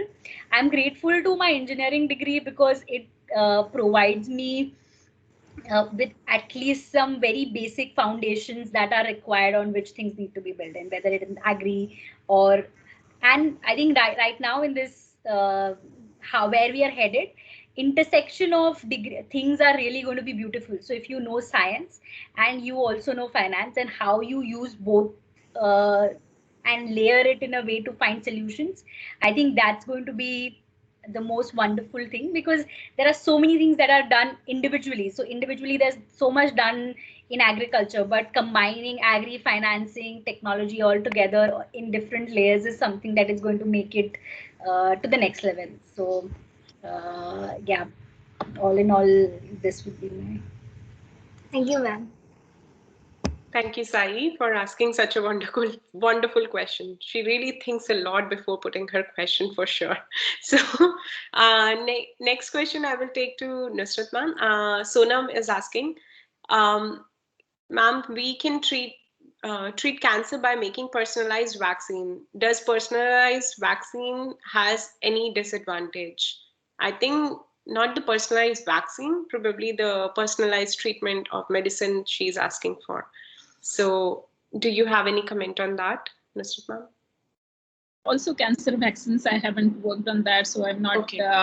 I'm not very well aware to answer in terms of vaccine, but personalized therapy is something I think it. I mean, that has to be at some point, and people have started working towards that. And we just recently got a fund granted in Ireland to study theoretically, to model the drugs theoretically, how it is impacting peripheral nervous system, so that we can, because the how a particular drug acts on one particular person is different from the other person because of their genetic makeup and all other things. So we want to model those drugs and find this solution so that we can, I mean, we would use that at some point as a personalized aspect to our solution, so that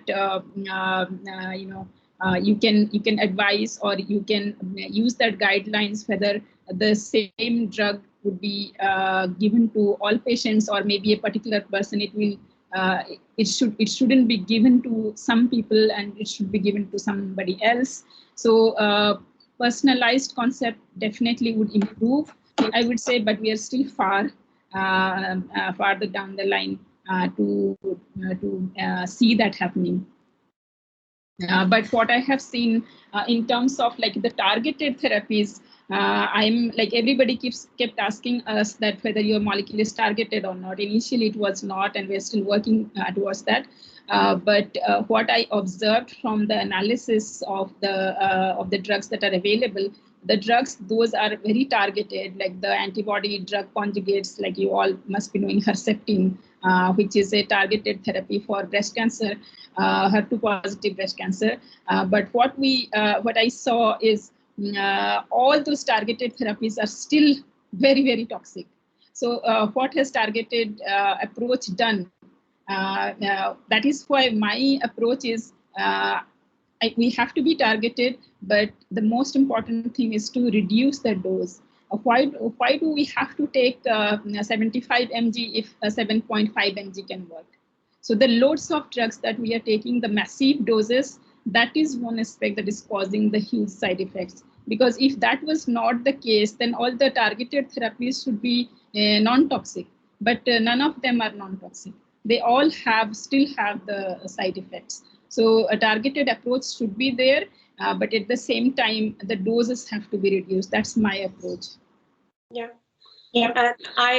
I'm not sure if I'm correct about this, but I have seen most of the targeted therapies or drugs that are coming, they are either coming from people who are just working towards the protein and trying to, like, not checking in the in vivo system and developing the drug and putting it as a patented chemical formula, and later on, even if it has not been checked in any animal or any other studies, in vivo studies that they have done.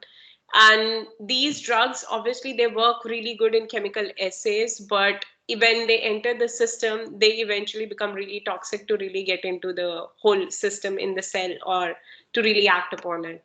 So yes, I believe like this might be one of the reason, but I'm not really sure like this is the only reason for that or not. So okay, it might be because of my speaker. Maybe again I lost Nusrat ma'am. Can everybody hear me? Yes, ma'am, you are audible. Okay. Actually, I also lost them. Okay, I lost the speakers as well here. So there is this one question before I close the session, and that is that I would like to know from both of you, how much role networking skills have played in your career? So how networking has been useful to you when you were finding your career and building it towards doing a entrepreneurial venture that you started with. So I will take that question first to Nidhi and then to Dr. Nusrat. I think networking is so much. I would look at it so much as a relationship building, as well as a give and take relationship. How people say, so if you are a taker, then there are definitely so many things that you'll like. As an entrepreneur, you're always a taker most of the time, where you are asking for someone's time, you're asking for some resources. Or some guidance. So definitely being that grateful is very important. So I think networking is very important. I've been really blessed to have so many. I found really good people through the network, but I don't actively do it. I don't think that you should approach everything from a networking mindset, and also use it. Serendipity is really good, that you will find someone if you go there, but if you just think that networking is why you are not getting things, then that's wrong. You have some of these support systems, like you have Kalpana fellowship. Yeah. Some of these things are in itself important, because there is a then there is a multiplying and network effect. If you ask Darshana ma'am or Bharati for some connects or something, they'll always be able to provide you. But investing your time that, oh, I have to go just because I want to network, might just not be the answer for it. And I try to attend or network, or not network, go to events or attend platforms where I think I have some learning opportunity from other people. So I think community is really important. What you get from the community is really important. And sometimes the end goal can be different, but don't try to approach it in a networking way. That's where you will lose the essence of it. Try to be more direct in your cold emails. Try to, so there are definitely rules. We can definitely take another whole half an hour to talk about it, because we have also learned it the hard way. Always be grateful for people for their time. Don't just write cold emails which would not get you a reply. Be as crisp, as direct as possible. uh, be mission oriented, and try to find why people should help you, why should people give their time to you. So I've always been trying to, I always tell our mission first, what we are trying to do, and get their buy-in, right? Don't try to sell yourself. Try to get them into what you are doing, and then ask for things. So multiple ways, but just these couple of things as a top up. Wow, thank you, Nidhi, for sharing, and thank you for such a wonderful talk today. You have brought such a nice entrepreneurial mindset to the whole system, where even I am started to think like, okay, what am I lacking? What I need to build on right now? Thank you for bringing so much information for all of us. And I have the same question for Dr. Nusrat as well, but I'm not sure, Dr. Nusrat, if you are able to hear me, because I can see there is some network issue there. Yeah, I'm hearing you, but I was not. I was disconnected in between. So if you could repeat that question. Yeah, sure. So I was asking how networking skills have played a role during your career transition and like throughout your journey. How networking has played any role, or what would you like to comment on that? Yeah, I'm such a bad. I don't have really good skills on networking. I always keep listening to workshops. How do I become a better networker? But Nidhi mentioned those points, like you really have to think what you can do for them, not what they can do for you. You have to build relationships, and yes, like at the very higher level, or at the end, the relationships work. People say, like most often, you will hear investors saying, we invest in tech, but we invest in people, not just on technology. That invest in people comes from the relationships that you are building. Like, say, for example, I'll share, say, in my business, the model that we are working on is it will be the licensing, the technology model. So at the end, once we complete a certain trials, we want to go for licensing deals. And as I keep listening to all the lectures or all the workshops for all the mergers and acquisitions, of course, they will see the technology at which stage they're in, the market and everything. But at the end of the day, what works is the relationship that you have established, the team, the trust they have. So all those things comes from networking.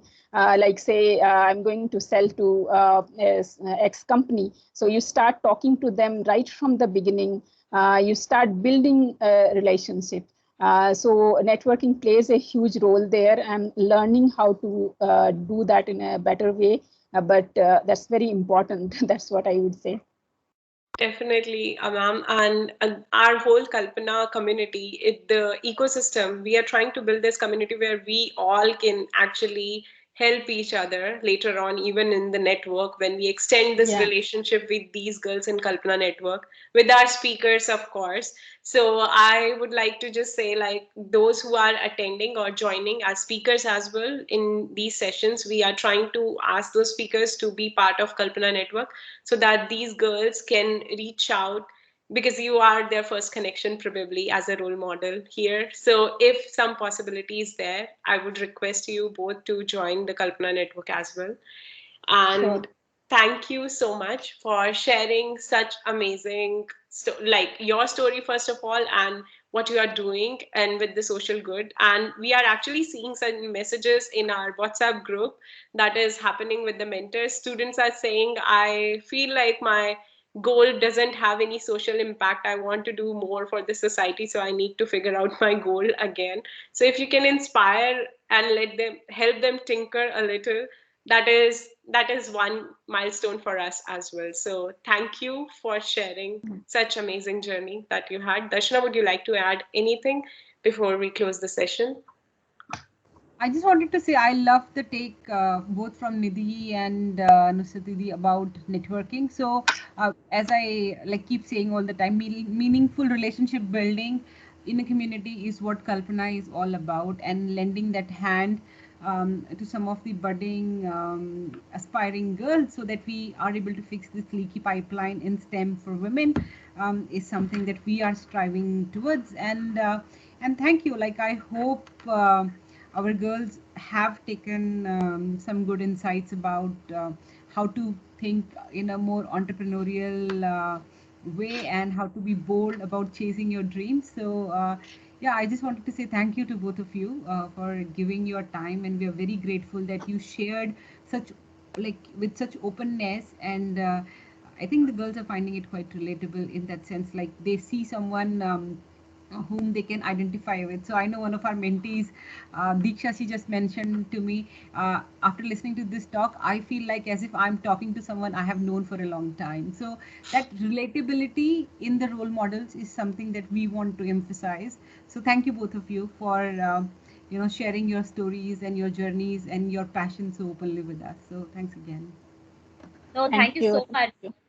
Kalpana is great. I think so authentic to what you both also stand for. So really kudos to both of you, how you're building this up, and to this amazing girls who really are so inspiring. I hope at their age I was even close to this. So really they are the role model for all of us to also learn from, looking at their courage and just being so authentic to what they want to do. So really lovely to spend this morning with you, with all of you, and happy to contribute it anyway.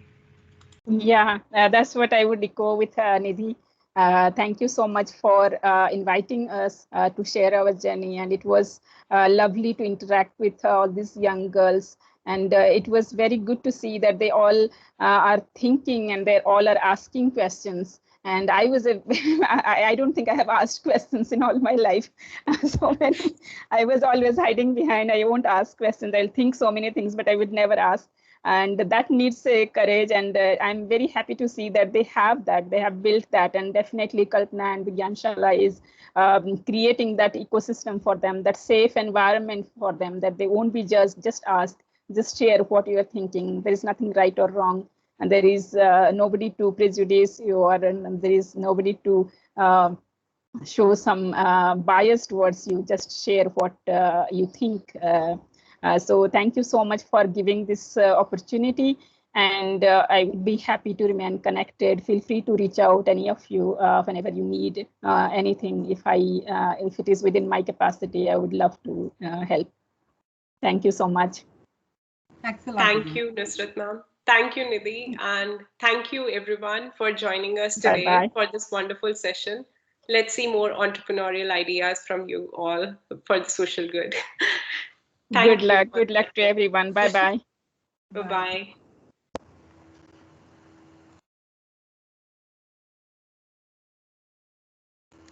Well done, Rashna, Bharti. stop the recording. So today's session we will end with